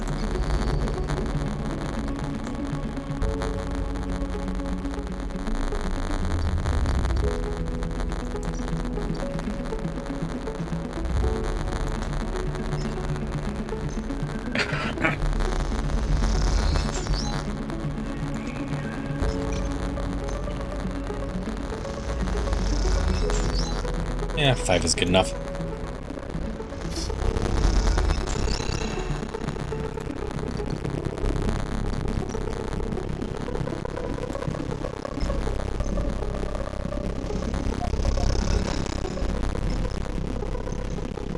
And back up to 4 stabilizers.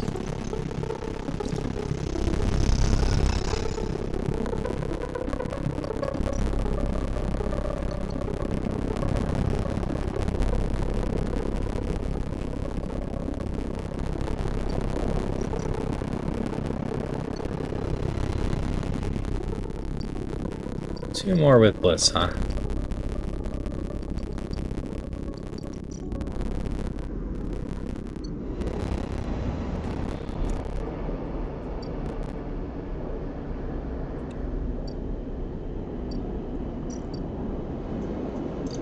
We haven't eaten at Emphy's for a bit.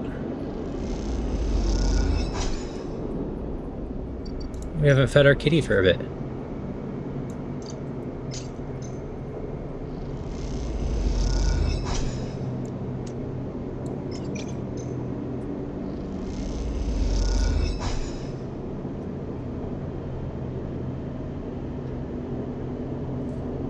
That's actually a different response with this tray.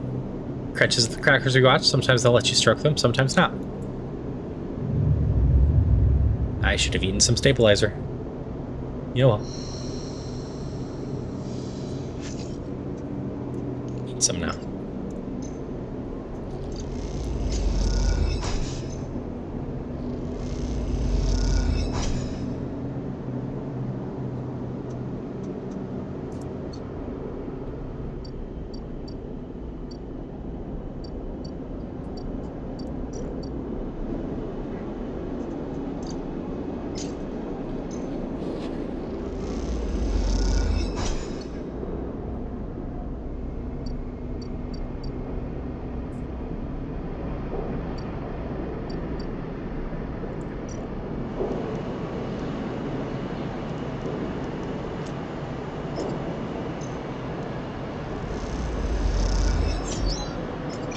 Let's work here quickly.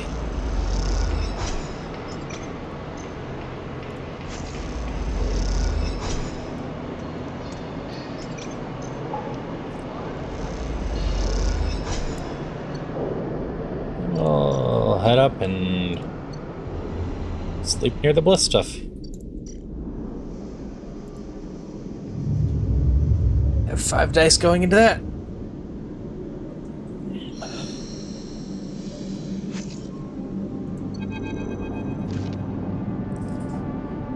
Sleeper, long time. Mort's is smiling at you when you leave, clearly happy to see you again. Mort's, good to see you. Same. He rubs his hand in his jacket. How have you been? Really well. Good to hear it. He looks up at you and down. I knew you'd make it work. You're a smart one. He glances around. Hey look, I'm not down here just to chat though. I know Bliss said she didn't want to take any more big jobs, but she's changed her mind or something. Because now we have someone looking to refit their ship in our bay. You would not believe it. They want their entire ship disarmed, cutting out defense arrays, weapon lockers, ship-to-ship countermeasures, the whole lot. He leans in. We'll be able to start an arms dealership with all the hardware we'll have there when we're done. Anyway, it's a massive job and we need some hands. Bliss said to go get you. So come on up. Bliss is waiting on you to accept the job. It'll be good to have you up there again. He grins, like old times.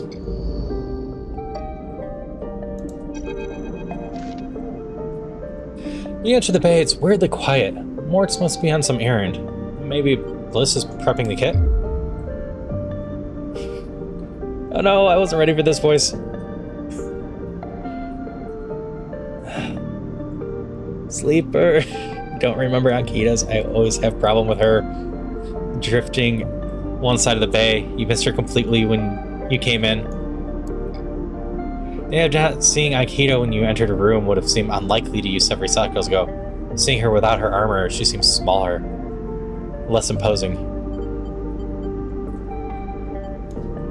Finally got rid of the armor? She ignores your remark. So what is this? She asks. Come to avenge Aston or a sleeper, or just looking for another payout? Her anger is familiar, but quieter than before, restrained. I don't want to fight. And why are you here? She looks away. As you can tell, her anger isn't directed at you in particular. It radiates off her like fire. You better be ready to sign, comes a shout from the bay entrance. Because I've got my best repair tech coming up here, especially, and they're going to... Bliss guides in and suddenly stops herself when she sees you and Nikita standing off. Oh, Sleeper, you're already here. Miss Cassetta, this is the tech I was telling you about. The best on the... She stops, looking between you. Wait, do you two know each other? You and Nikita look at each other. Oh, we work together. Bliss squints at you both before continuing. Bliss produces a slate. No. Miss Casita, if you'd like to sign our damage waiver here and we can start the decommissioning. She looks at you. My tech here is eager to get started as I am. Your scrawls her signature, Cersei. Thank you. And everything is okay with the special payment terms we discussed. She gives Anita a strange smile. Oh, fine, says Ankita, giving you another look.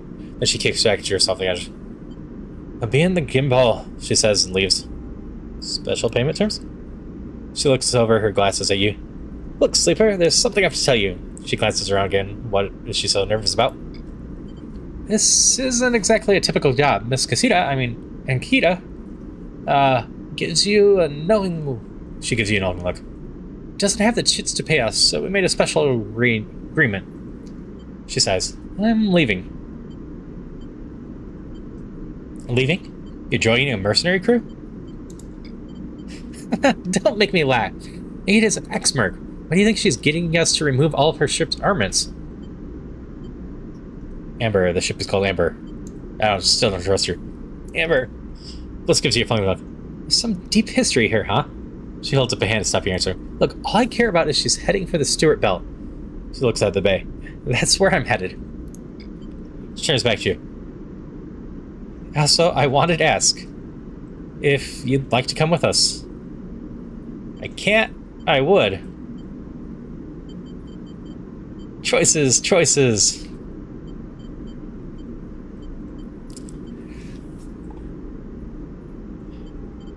I could probably change my mind later if it need to be.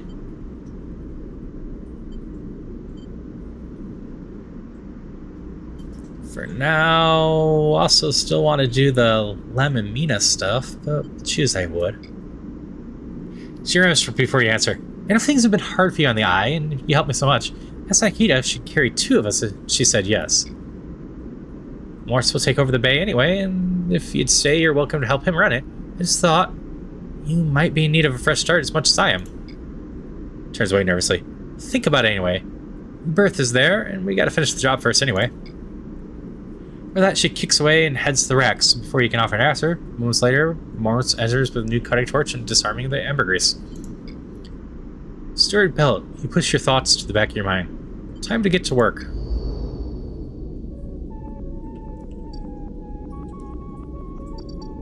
So...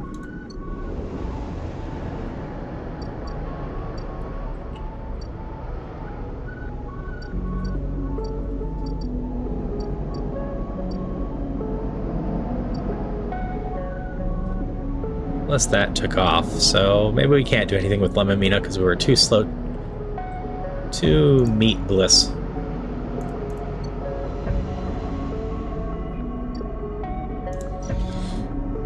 So we'll just have to do stuff with Amber.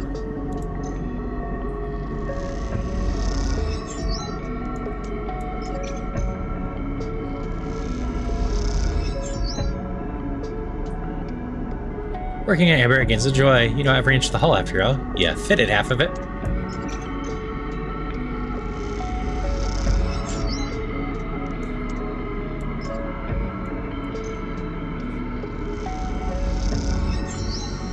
And we are ready. Amber looks better than she ever has before. Bliss has done an incredible job of cleaning up the hull, and despite the exterior changes being limited, she has the impression of being lighter and somehow sleeker than before. Morse drifts by. He has been loading up the final equipment onto Amber. Turns out Akita will be taking her weapons, but packed and ready to sell at the first starboard port she hits. But now that Morse is done, he seems in a kind of daze, floating back and forth aimlessly. You okay? Oh, what's that? Turns. Alright, yeah. Packed and stocked. He smiles a weak smile. I was hoping Miss Casita would let me keep a warhead. For what? He shrugs. I don't know. Just might be cool to have a thing round. Hey, Sleeper.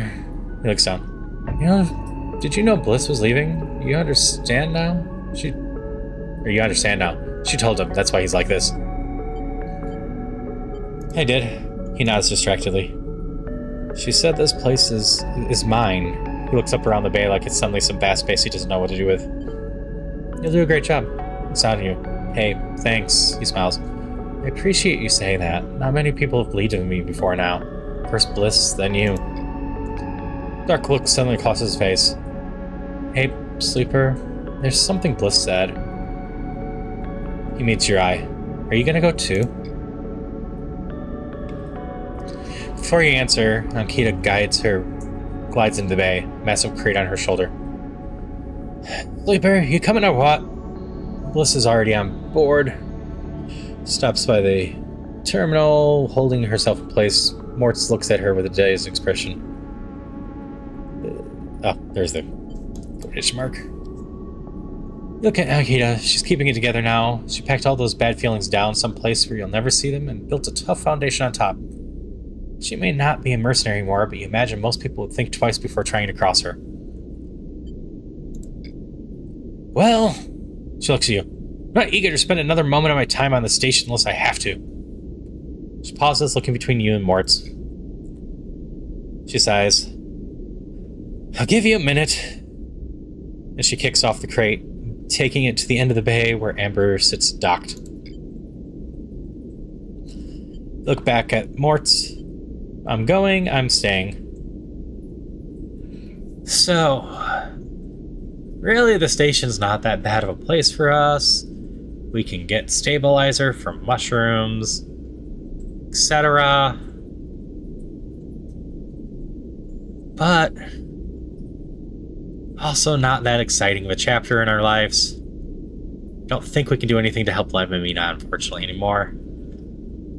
I truly think we needed to meet these people first, because I think the ship that Lemamina wanted to get on is already gone. So, why don't we just go for this ending? We're gonna be going. Mortz looks like he might pass out. I get it. It's the right decision.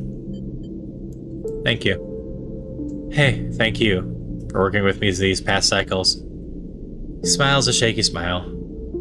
I learned a lot. Hey, look. You move a little closer. You gotta find what you need. I did. Bliss, this place, you. This was everything I needed. I was in a bad place and this pulled me out. He looks away. You go find it. Akita comes back across the bay, the final Greystone. You coming then, Sleeper? I'm coming. She nods. Okay then, come over there with your things and get you all settled. She pauses. I'm sure Amber will be happy to have you. You glide away from Mortz, his eyes wet, but with a smile on his face. He waves as you go, dwarfed by the vast bay, and you hope he'll make it even though you know, somehow, that he will. Akita helps you through the lock onto the amber, and the sense of familiarity is overwhelming. Think about all the time you spent working in these corridors, listening to these sounds, diagnosing those hisses. Akita gives you a moment before she speaks. Look, Sleeper, I'm not going to go back over everything that's happened. I'm trying to put that behind me. She stops, unsure how to proceed. It's okay, the past is done. She nods. Thank you. I don't know if we can begin again, but we can't move on. She sounds pained, tired. As she moved down the corridor towards the berth, she tries again.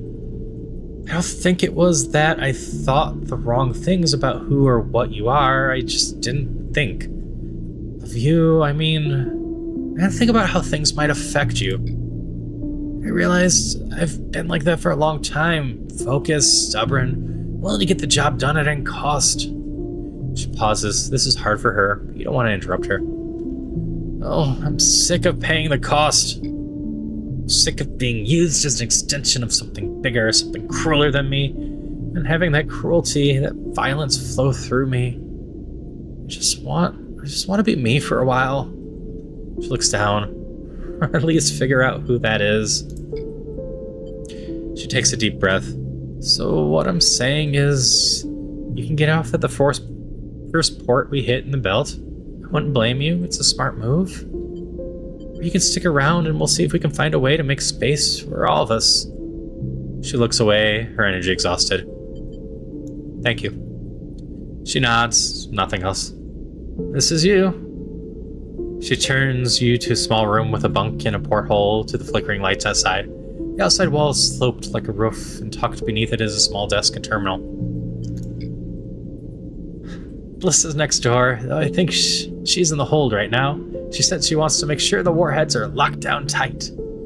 Akita observes your nervous response. They are, obviously. She gives you a look.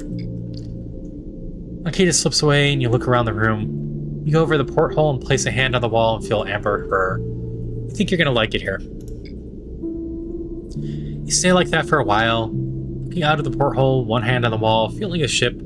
It's through that porthole that you'll watch the eye getting smaller and smaller, drowning in the black. At some point it'll become so small that you could hold it between your thumb and index finger, and then it'll wink out, and you won't be able to see it anymore. And it's at that moment you'll finally exhale and collapse into your bunk. In moments you'll be asleep, and when you wake up, you'll be among friends. On your way to somewhere new.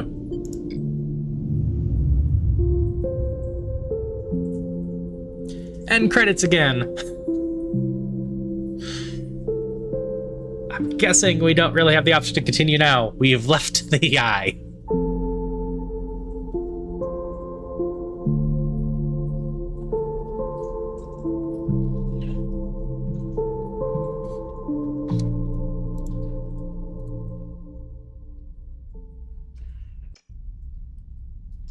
Yep.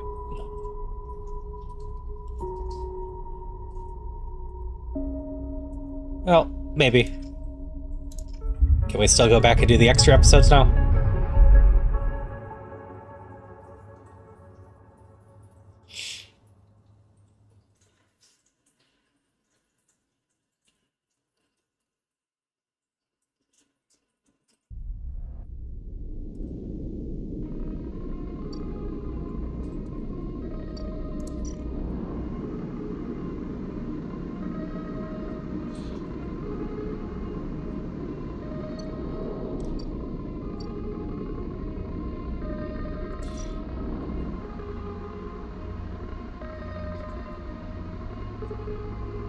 Oh.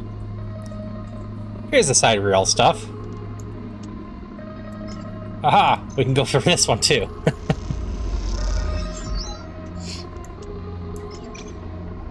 Side rails being loaded and prepared. Among the all commotion, it's possible to find a way on board.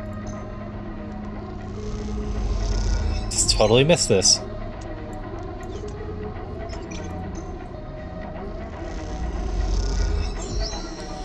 Watch loading crews go back and forth, noticing their paths. Could this work?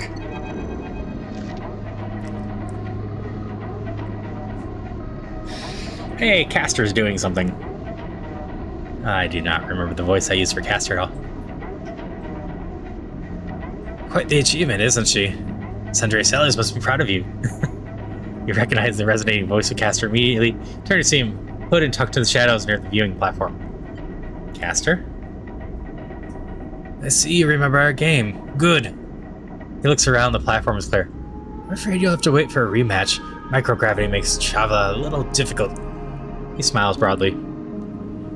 Castor walks out to stand beside you on the platform. Telltale chunk of magnetic boots accompanies his slow crossing. He notices you looking at them. I don't much like it up here, he explains.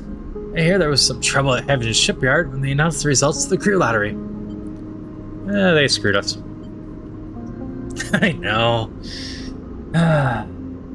Ugly business. Cilius are too used to giving ways they would work the core. Exploitation is the only logic they know. He gestures out of the side reel. You know why they built this monstrosity on the eye? Control? Certainly. There's no corporate oversight out here. That's not all. He stares at the yellow pristine hull. Cilius built it here, says Castor gravely, because they didn't want anyone to know it exists. He rubs his forehead. And secrecy is something I cannot abide. He turns to face you. There are people being loaded onto that ship as we speak. Sleeping people, locked in cryo-sleep like the person that you were emulated from. There are hundreds of them. Cilius wants to send them out to a planet at the edge of the settled systems without anyone knowing where it is. But you, Sleeper, can do something about that. You are like me, you deal with data. You can read it right out of the air. When someone like you on that ship, secrecy is a problem. You can ping it back wherever I need it, as long as you are on board. With you on the side rail, and with some minor modifications, you can be my eyes and ears. I'll keep track of the Celis, a grand project through you. In short, I can get you aboard, Sleeper, but I'm going to need you to help me. Who are you? I'm a concerned party, someone who likes to know what is happening when it's happening, not afterwards. It's not just me. Yes, your friend Lem. That could be arranged. It's difficult, but not impossible. The condition, of course, is that you go too. Castor clunks closer to the window, watching the tugging wheels around the sidewalk. It's a simple offer, and the only one that will get you back on the ship. Please consider it. Turns back, silhouetted against the ship. But to make it happen, I need your assistance. As I said, there's a Celius Foundation ship docked in the now empty shipyard. I need the data from its servers. This will allow you to produce the IDs necessary for your transit. Castor looks over his glasses at you. Celius aren't stupid, though. Their ship is totally isolated from the station. You need to get on board if you want to access their airwall service. Once you have the data, meet me at your friend's unit so we can give him good news. I notice his importance to you, and the little one. It's so cute. If you don't extract the data before the sidereal horizon leaves the hub, then I will get the message. We have other options, but you are certainly my preferred one. But be sure when you act, Sleeper, once you take the data from Cilius, you'll set off a series of events that will be unlikely hard for you to untangle yourself from. By the way, I recommend you stop asking around up here. You're bringing a lot of attention to yourself. Castor glances around as if to emphasize the point. There are only a handful of cycles until departure, Sleeper. Make your decision. And with that, Castor marches back off the platform with his mag boots fading away, leaving you to contemplate the sidereal horizon. Part of it may play in your future.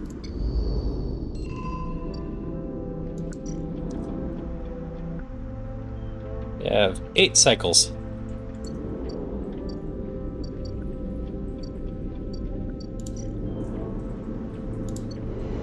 Let's figure out where we're pulling data from.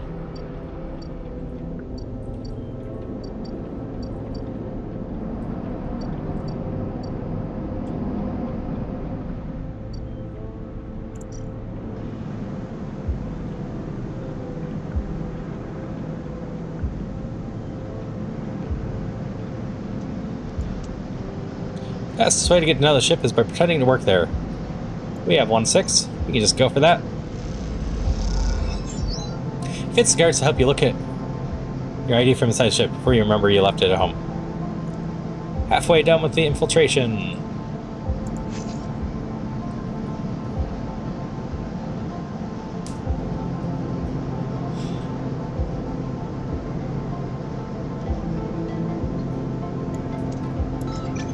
Yeah, we'll just go for it. Neutral, just plus infiltration. And we will go hang out with our cat.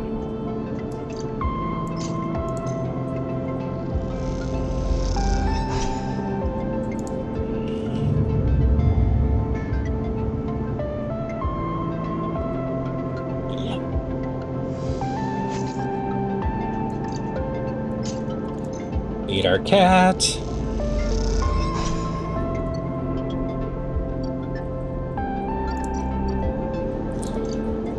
Eat some food.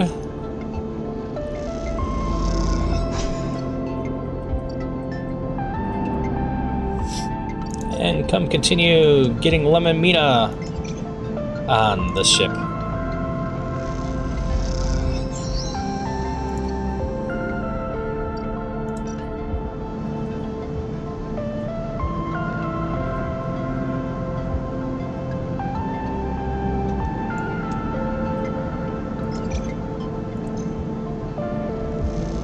Some data.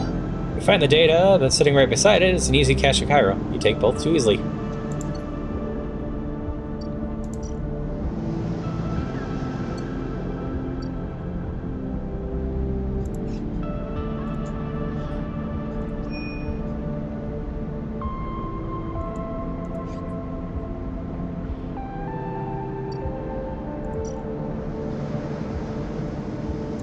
Okay, we stole all the data. So now I believe we go to our friend's house. Go to Castor, it looks like. When you arrive at Lemon Mina's unit, Castor's already waiting outside, leaning at the door. Forgive me, Sleeper. That Sally is already buzzing with the news of the breach. I was expecting you. Will this work? Don't worry, the breach cannot be traced to the specific IDs I'm about to create. Castor reaches into a pocket and produces the sleek green and white hand terminal. Data, please. Yeah, whatever. You hand over a drive with the data, and Castor fishes around for a converter cable to hook it up. He slots it in with the terminal, and after some whirling, a set of 2 transparent films, marked with numeric sequences, are produced. 2 tickets to an uncertain future, Castor smiles so. The child will go with Lemon Force. He pockets them. These are yours. He holds out a white cube. Your side of the deal. What is it? Something to help us make use of you. He passes the square with you and the rest of the palm, the small white perfect cube. Suddenly you feel sharp pain and flinch. The cube jumps from your hand and rattles along the walkway. You look at Castor apologetically. Castor smiles. Not to worry. It has done its job. Now it's time for you to do yours. You look down and see a tiny pinprick at the cylinder in your palm. Nothing sinister. Castor puts the terminal away. This way we can keep track of you in Sidereal Horizon. Whatever you need to do. You seem like a fine enough guy. Excellent. Castor hands you the transparent films and lets you see shimmering portraits of you and Lem flickering beneath the surface. Go and give them good news. He reaches across and buzzes the unit. Lem slides open the door, half dressed in his gear. Sleeper? What brings you up here? Come in. Beckons you inside. You look to the side, expecting to see Castor, but the wall is empty. The unit's cleaner, better organized than last time. Lem sips the thin bar and gestures for you to him. Mina's with some of the local kids. Someone has started doing lessons down the way. She seems to like it. He gestures to sit, so we'll sit. Sit at the bar. What's up, Sleeper? I have some news. Out with it, then. Let's just go for it. You have... How? He blinks rapidly as though to pry you from his vision. Does that mean? Yep, we're leaving. Lem stands up and paces around the unit. We have to pack. Holy shit, we have to pack. He turns back to you, smiling. How the hell did you swing this? I made a deal. A deal? Color me impressed. You show him the ID films and he whistles at the portraits. Impressive stuff. Pats you on the shoulder. You should stay until Mina gets home. We can tell her together. Sure. Buzzer goes off. That will be her. Lem gets up and opens the door, and Mina, a bundle of energy and life, rushes in the room. Robot! She shouts. Lem picks her up. Mina, you won't believe what they brought us. You flash her the passes, and she looks confused. We're gonna go away after all, Meanie. He lifts her up above his head. On that big, beautiful ship. Mina screams, and Lem laughs. Puts Mina down, and she runs over and hugs your leg. I love you, robot! She says quietly so only you can hear. I love you too. And a while later, when you leave, you don't even think to check for Castor by the door until it's too late. Stop and turn halfway down the hallway, but there's nothing there. Even that little white cube's gone. So you keep walking back through the low end, deep in thought, excited and scared all at once.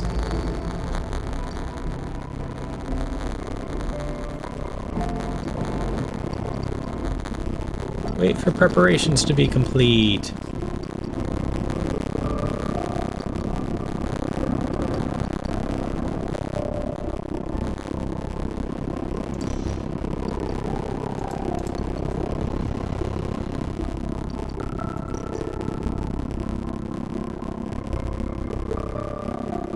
So we have 8 cycles to kill now.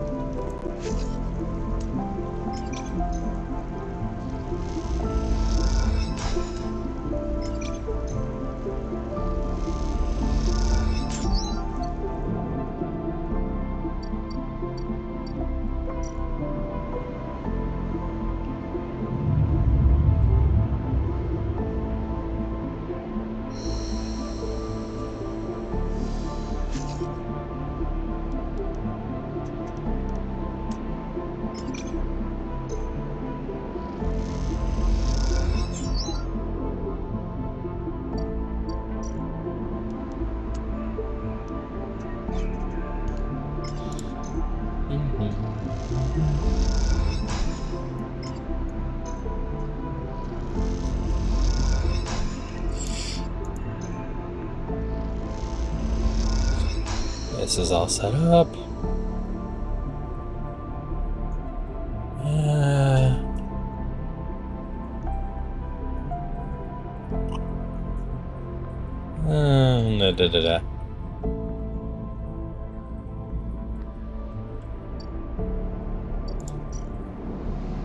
Yeah, we'll just speed through this.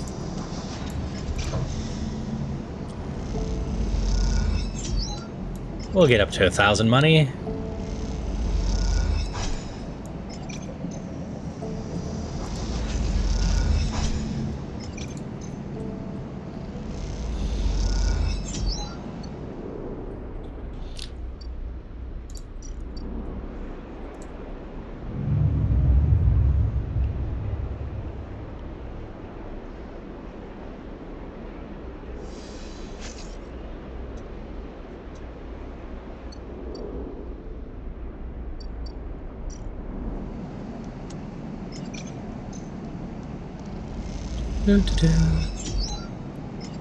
And 1,000.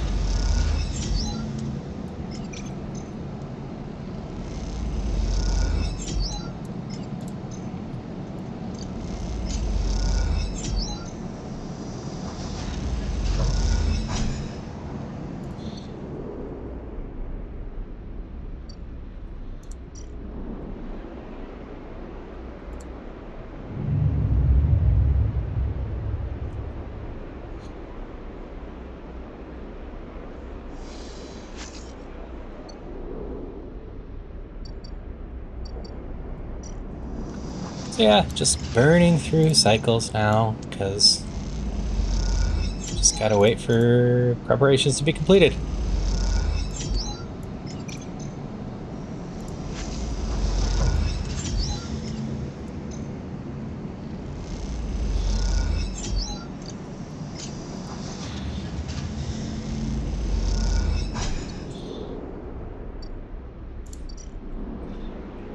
Nice and simple. But we're gonna be able to get Lemamina out of here, ideally.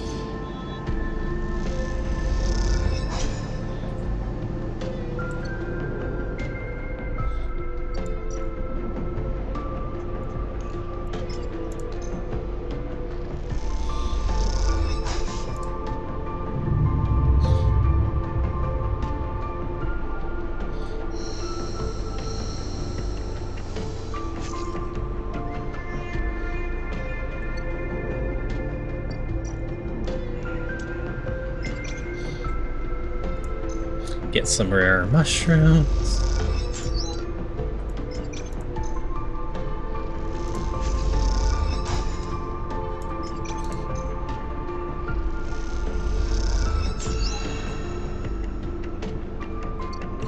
Didn't get any of that help make more of the one, but that's fine.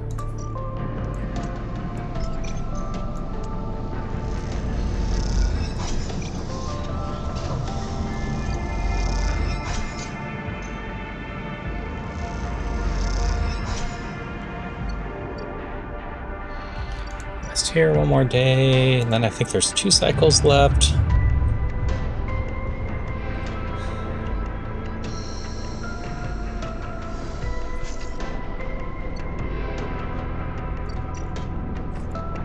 Terminate this first.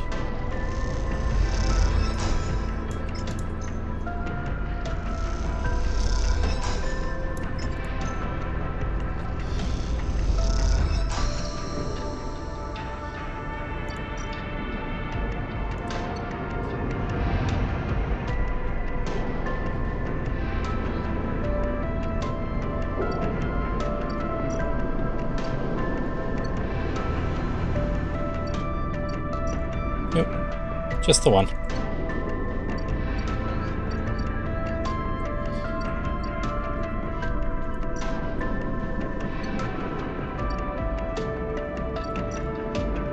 So we'll be ready to do that.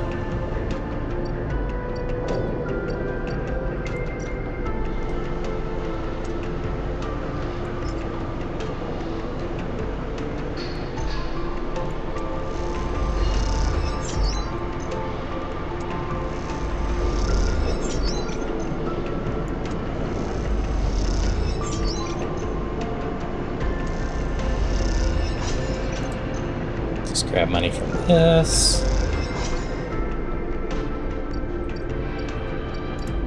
Grab some food from our favorite restaurant.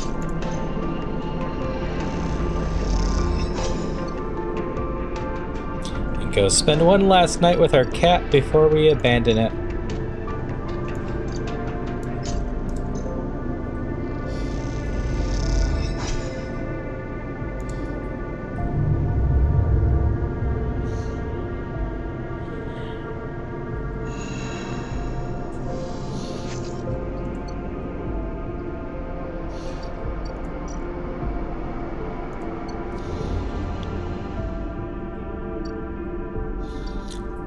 Alright, decision time. There's a crowd, but you spot Lemamina immediately as you enter the dock. They're waiting at the cordon, where Celia's security are checking the crew in to board the ship. Those that manage to get up to the hub are crowded near the entrance, but even they know their chance of getting on board was a long shot. Lem! Lem spots you among the crowd. Sleeper! We're here! They're standing beside a bag which looks to carry all the possessions they have, small enough to be carried in one hand. Hi, Mina! Mina is vibrating with excitement, and she seems to be strangely at home in microgravity, but then you remember that she spent her whole life in space. Hey, robot! You hand over the Celius ID film to Lem, keeping your own. He turns it back and forth in light. Where did your friend even get this picture, Sleeper? Looks like my old Conway ID. You look, and a shimmering younger Lem stares out the film, harder, clean cut. I spoke to the guard here. He nods to the white and green clad Scarda. We'll be doing orientation role assignment on board. Sounds like we're going to be working under the core crew. Kind of like an intern. He laughs. What do you think, Meanie? Am I too old to be an intern? Following Lem's lead, you inspect your ID. As you lift the film up to light, you see something strange. Something that makes you flinch. The face printed in the film is one you recognize immediately, but it's not you. This is not how you look now. Squint at this ghost, confused why you hadn't noticed earlier. It's a picture you remember being taken, a memory you didn't know you had. You remember signing the forms, the walk to the slipper tanks, the cold metal floor. You remember the absent Arab employee who helped you in, her smile clean and surgical. You freeze in place, thinking of the you that still sleeps somewhere in an Epson ARP facility. That won't wait until you're recovered and disposed of. And now you're leaving. Will they ever wake up? Sleeper. Lem interrupts your thoughts. Those guys want us on board. You stare at him without thinking, then notice the guard gesturing to you both to come forward. You all kick off and float over to them, steadying yourselves to the guardrail. You hang back, letting Lem present his ID film first. Guard slides it across the white machine, much like the one Castor printed them from. You flexibly rub the puncture marker on your hand, even though there's no trace of it now. It seems to be your destiny to be someone else's tool. Lem and Mina are waved through, the guard smiling at her excited face. Lem turns back to you to check if you're coming. The guard beckons you closer. We'll just go for it. We'll be a tool. Shake off your doubts and hand over your ID film. The guard barely looks at it as they pass it through a scanner and wave you through. A new life built from old things. You okay? Lem asks, concerned as you catch up with him. You're so slow, robot. Mina teases, grabbing you with all small hands. Just making sure. Lem nods and realizes how much harder it must have been for him to come across that threshold. Mina struggles in his arm, trying to get to you. And Lem relents, struggling with both the bag and his daughter. Mina tumbles through the microgravity and grabs onto your clothes for purchase, pulling herself into your arms. You all proceed up the walkway, the entrance to the docking bridge, yawning wide and above you. Are we a family, robot? Mina asks you as you move, taking you by surprise. I guess so? Mina smiles and presses her head against your chest, pleased by your answer. You keep moving up the docking bridge, then along the thin glass-walled connector, all the time Mina clutching onto you. The lack of gravity means you can't feel her weight, only the grip of her small hand on your clothes. You both stare wide-eyed at the vast hull of the side rail horizon, and try to think of this huge machine as a home.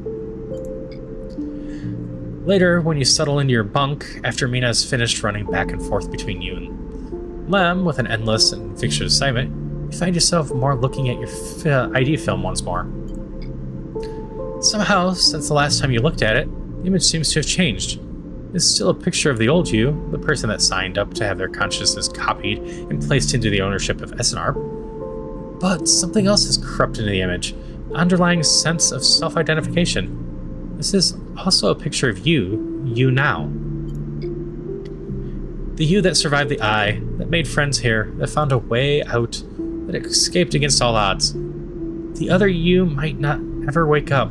They might never live again, but so be it. They co-signed you to a doomed life for their own gain. Their life is yours now. You will live it better than they ever could. You lie back on your bunk as the thrust of the side rail's vast engines kick in. This feeling, this rumble, will be your constant companion for the next decades.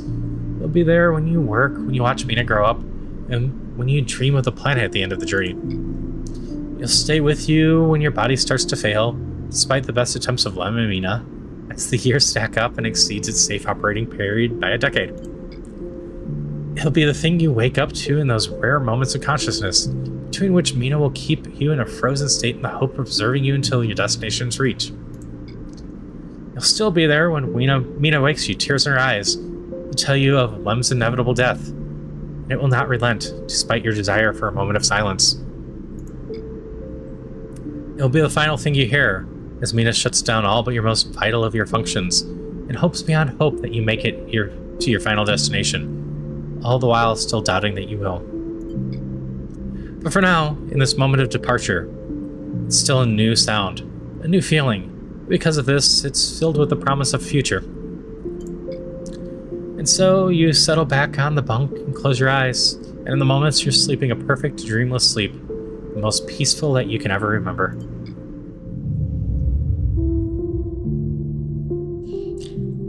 There we go, credits again, and now we have a much more satisfying ending multiple times over.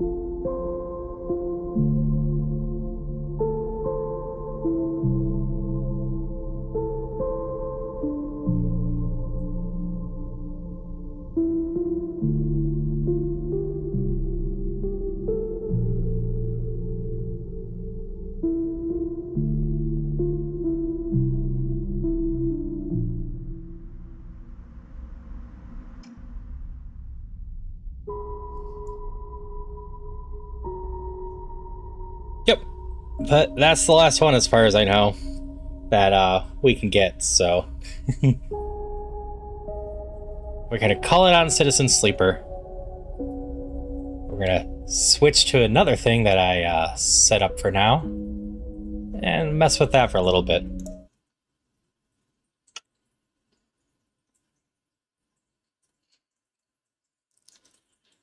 So with any luck, I have this set up already. But I can't actually test this without doing stuff.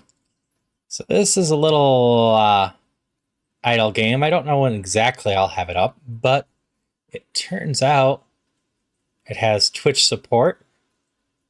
And as long as I have it connected properly, someone should be able just to type the top command join and become a bot and control a bot on the idle stuff on the bottom. Figure I might try to have this set up whenever I am doing chatting at the end or whatever, or just general chatting. Nothing too crazy. It's just building a farm and working on unlocking crops and whatnot. I've been having it run for the last day.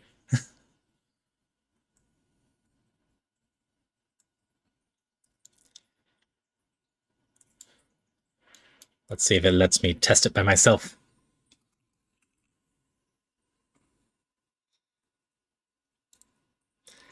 I don't think it will, or I don't have it set up. Wait, never mind. There's a little Haru bot and a Celia bot now. Cool, it is all connected.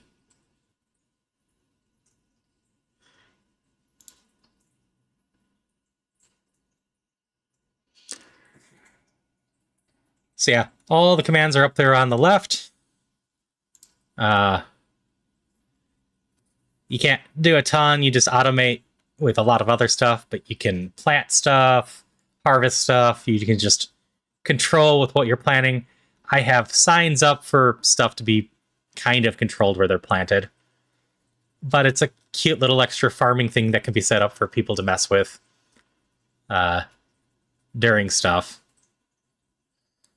And then you can just kind of see your bot while we're chatting. It's like, there's Celia, there's me. So we just have the extra bots, and Celia's going over here and starting to plant the seeds that are missing.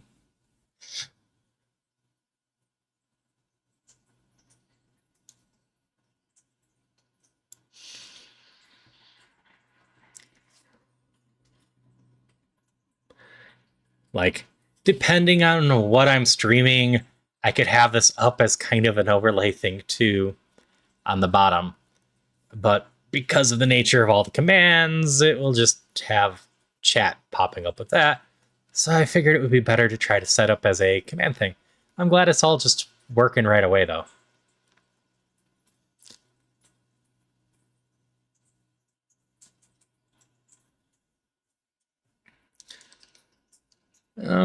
Anyway, we're early today. And never did see Tuna today, which is a little sad, but people are busy sometimes. I'll be curious to hear his thoughts on the endings later. Because I know Tuna was enjoying the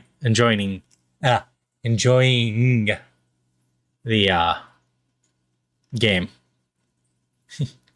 Hey, Metal. Yep. You're green in there. Metal's over here.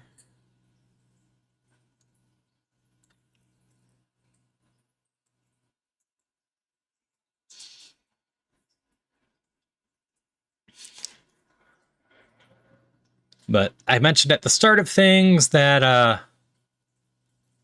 was going to be probably moving my stream to Thursday next week. And that is still the plan. And that is because next week on the 9th,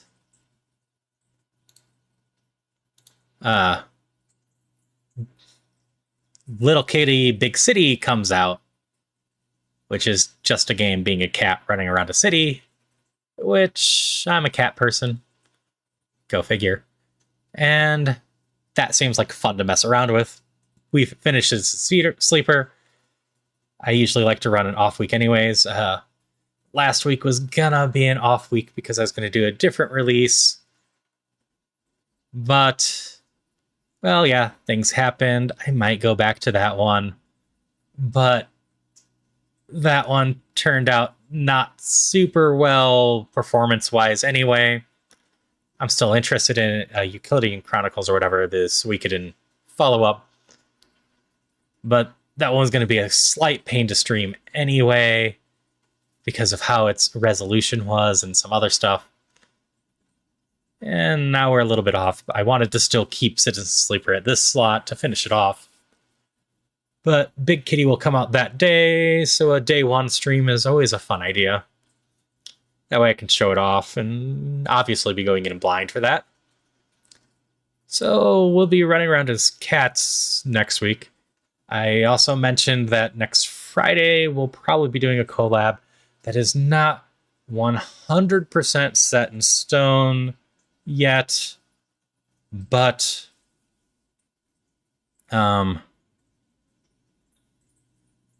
that will end up, if it happens, being a Jackbox collab. I do not know who it's with yet, aside from the content warning one. I'm going to be working with Alice at the very least if it manifests. But aside from that, we haven't actually brought it up fully in the stuff. We're just working out on the basics. I happen to be the one that owns all the Jackbox games, well, up through 7. I don't own the 3 most recent ones. So I was asked if I could free up some time to do a collab with that because they were interested in doing the Jackbox. And next Friday is the day that works best for me. Thus why it's looking like I'll have streams on Thursday and Friday. The Thursday one would be from the time that the Wednesday one usually would be. So 1 Central. Well, don't know officially the Friday one, but I would assume that would be around 7 Central. 8 Eastern, 5 Pacific. If I can do time zones in my head.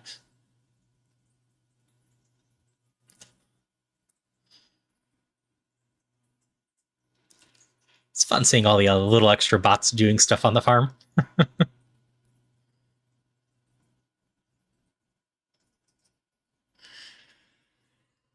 I need to place a bench for you able to sit on a bench. Give me a second.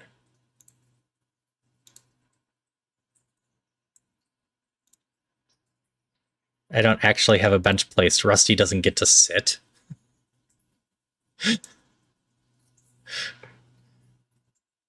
Rusty has to build a bench before. Yeah, I'll place some benches here.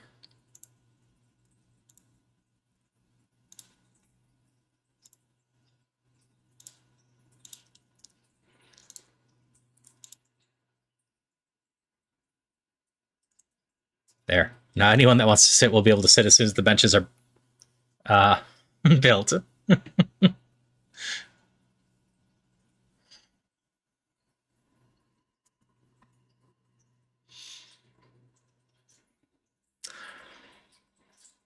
Yeah, I'm always a fan of these little idler games. I end up playing a lot of them. So when I saw a newer one that looked cute and had Twitch integration, I'm like, why not? Why not grab it and try to actually set that up? So if I'm ever just sitting around chatting, and today's stream was a high chance that I might just be sitting around chatting, which does remind me, let's just... Not that doc. Stream information.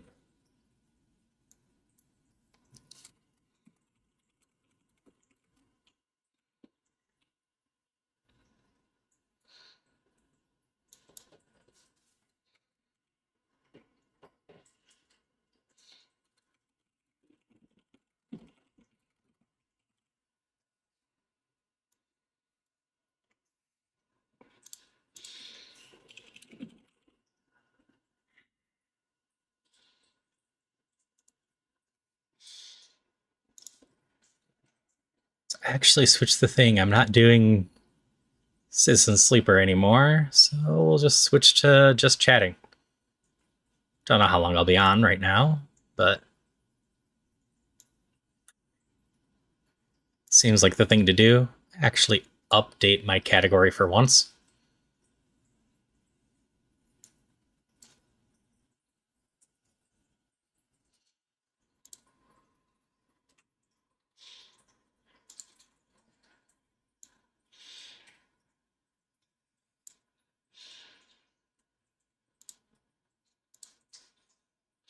Yeah, like usual, my goal is always try to add something new each week. And it was hiding at the end here, but the little robots was the little extra new thing that I was trying to add this week. So I'm glad to see it working and people able to join. There is a fishing one I've been eyeing as well, but I'm pretty sure need to have Twitch affiliates so people can spend points on that to have that one properly set up.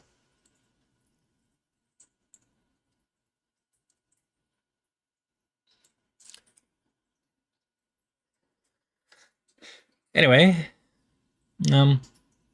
hoping anyone that watched the stuff enjoyed Citizen Sleeper. Overall, I enjoyed it fairly well. Feeling a lot better about today's session, even though it was kind of just a wrap up and clean session. Like, it's a shame we didn't hit any of those endings on last session. Probably would have just called it good at that point. But, hey, managed to hit 3 endings today. Yep, nice, fairly chill day. Just wrapping up the stuff. And this way, when I get around to making the episodes of Citizen Sleeper, there'll actually be an ending to those episodes.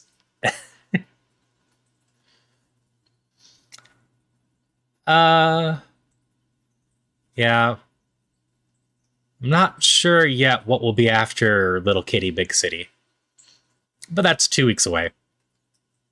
I don't expect Little Kitty Big City to be all that stressful, but we'll see. I kind of expect just to unleash my full cat mode next week, which should be fun.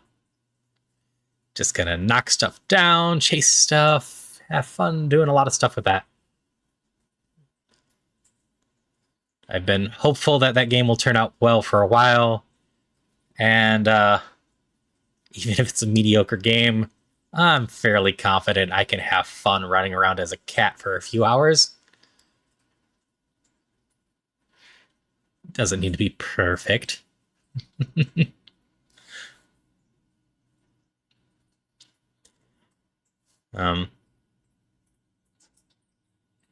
Like Beacon Pines is on my list to eventually do, but I might switch away from a narrative game for a little bit. So I'll just look around and see. I'm always willing to take suggestions too, though especially right now, I'm usually looking for games that will take 1 to 3 sessions to complete. I don't really want these going on for super long right now.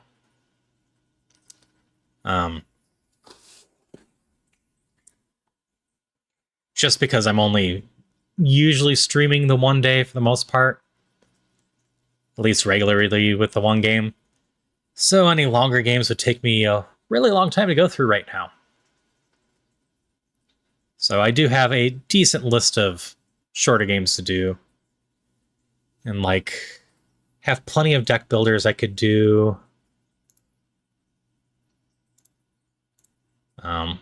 Little Kitty's always going to be fine. I can always watch what else comes out on like Game Pass, because that's always a fine way to do stuff quickly. Probably going to do some Wildermyth with Celia at some point. Haven't quite figured out when yet.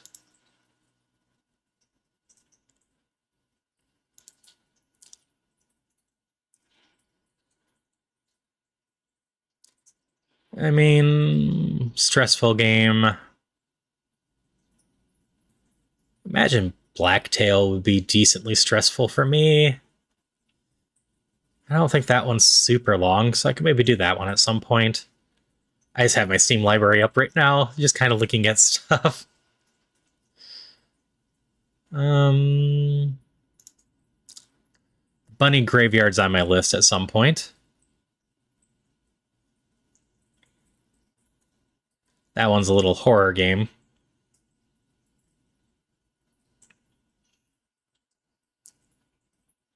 Let's see here. Like, I still need to do all the Vampire Survivors stuff, and new DLC for that comes out. So after Little Kitty, I could finally do some Vampire Survivors or some Vampire Survivor-like games. I've been meaning to do those forever.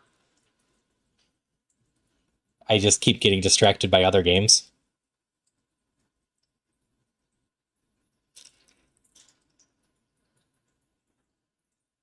I know some people find those so stressful. I just tend to find them relaxing.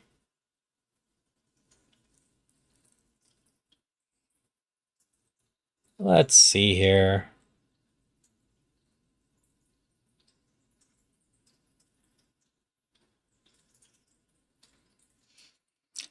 What other games would potentially make for a good kind of stressful stuff? Could always do a Brutal Mario run with save states. Definitely not doing it without save states.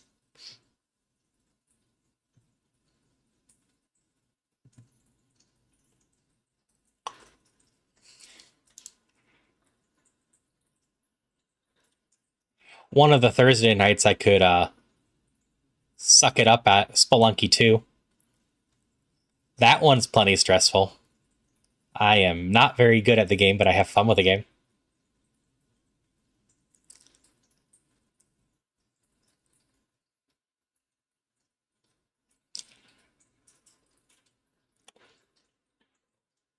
Anything else? Like,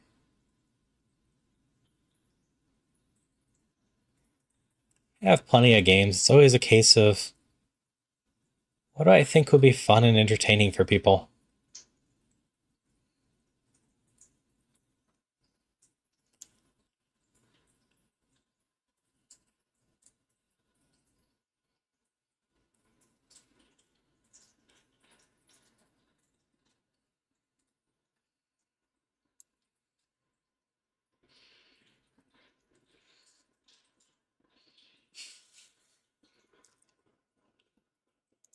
Yeah, I picked up Dead Estate for something like that as well.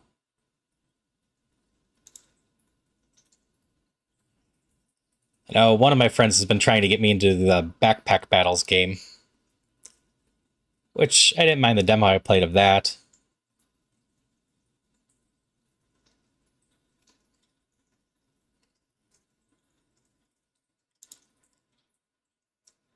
I don't know.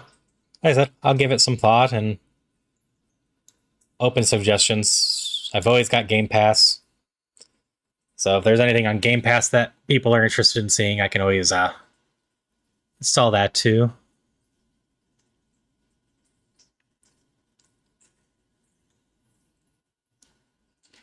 One day I might be able to figure out how to do some of the VR stuff without potentially killing people.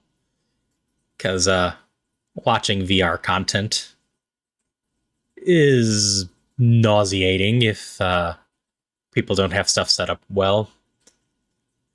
I can probably do Beat Saber if I ever get around to making a streaming friendly list on that. Because the bigger issue with Beat Saber is I need that not to get me copyright takedown stuffs. Because there's a lot of licensed music on that, and the custom music has a bunch of licensed music. So I need streamer safe music for that, because I know how to set up all the locked position stuff so you could watch that without getting sick. The issue being, even though it supports avatars, I can't use my avatar, so I'd have to find a different one for that. There's a couple other VR games like Duck Season that could be fun, but would probably make people sick trying to watch that.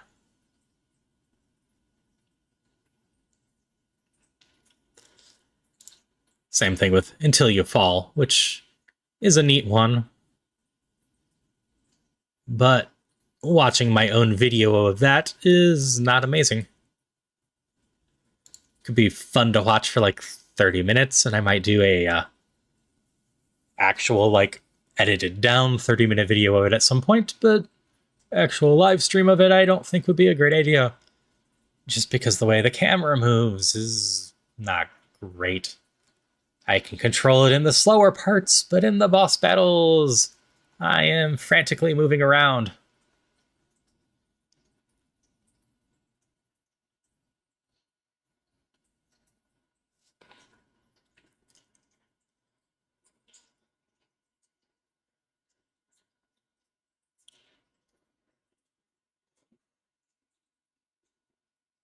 Beyond games, I'll have to have a try out a chiller stream at some point too. Um,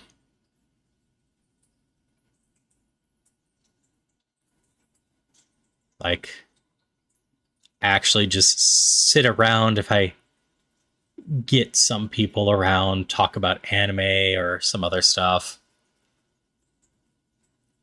But that might be best if I can just line it up with some other people.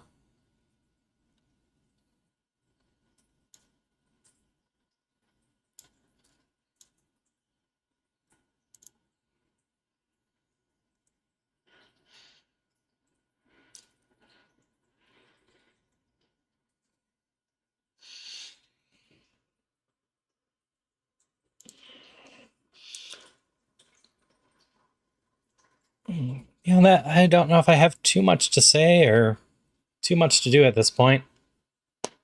Got the robots working, which I feared that might take a little bit, but I hoped it would work right away, so I'm glad to see that it's, working.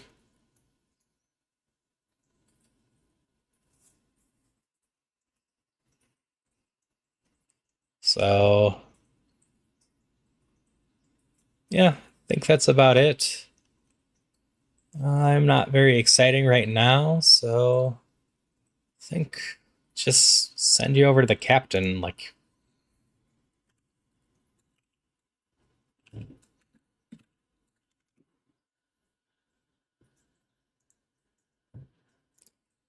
Because they seem to be on, and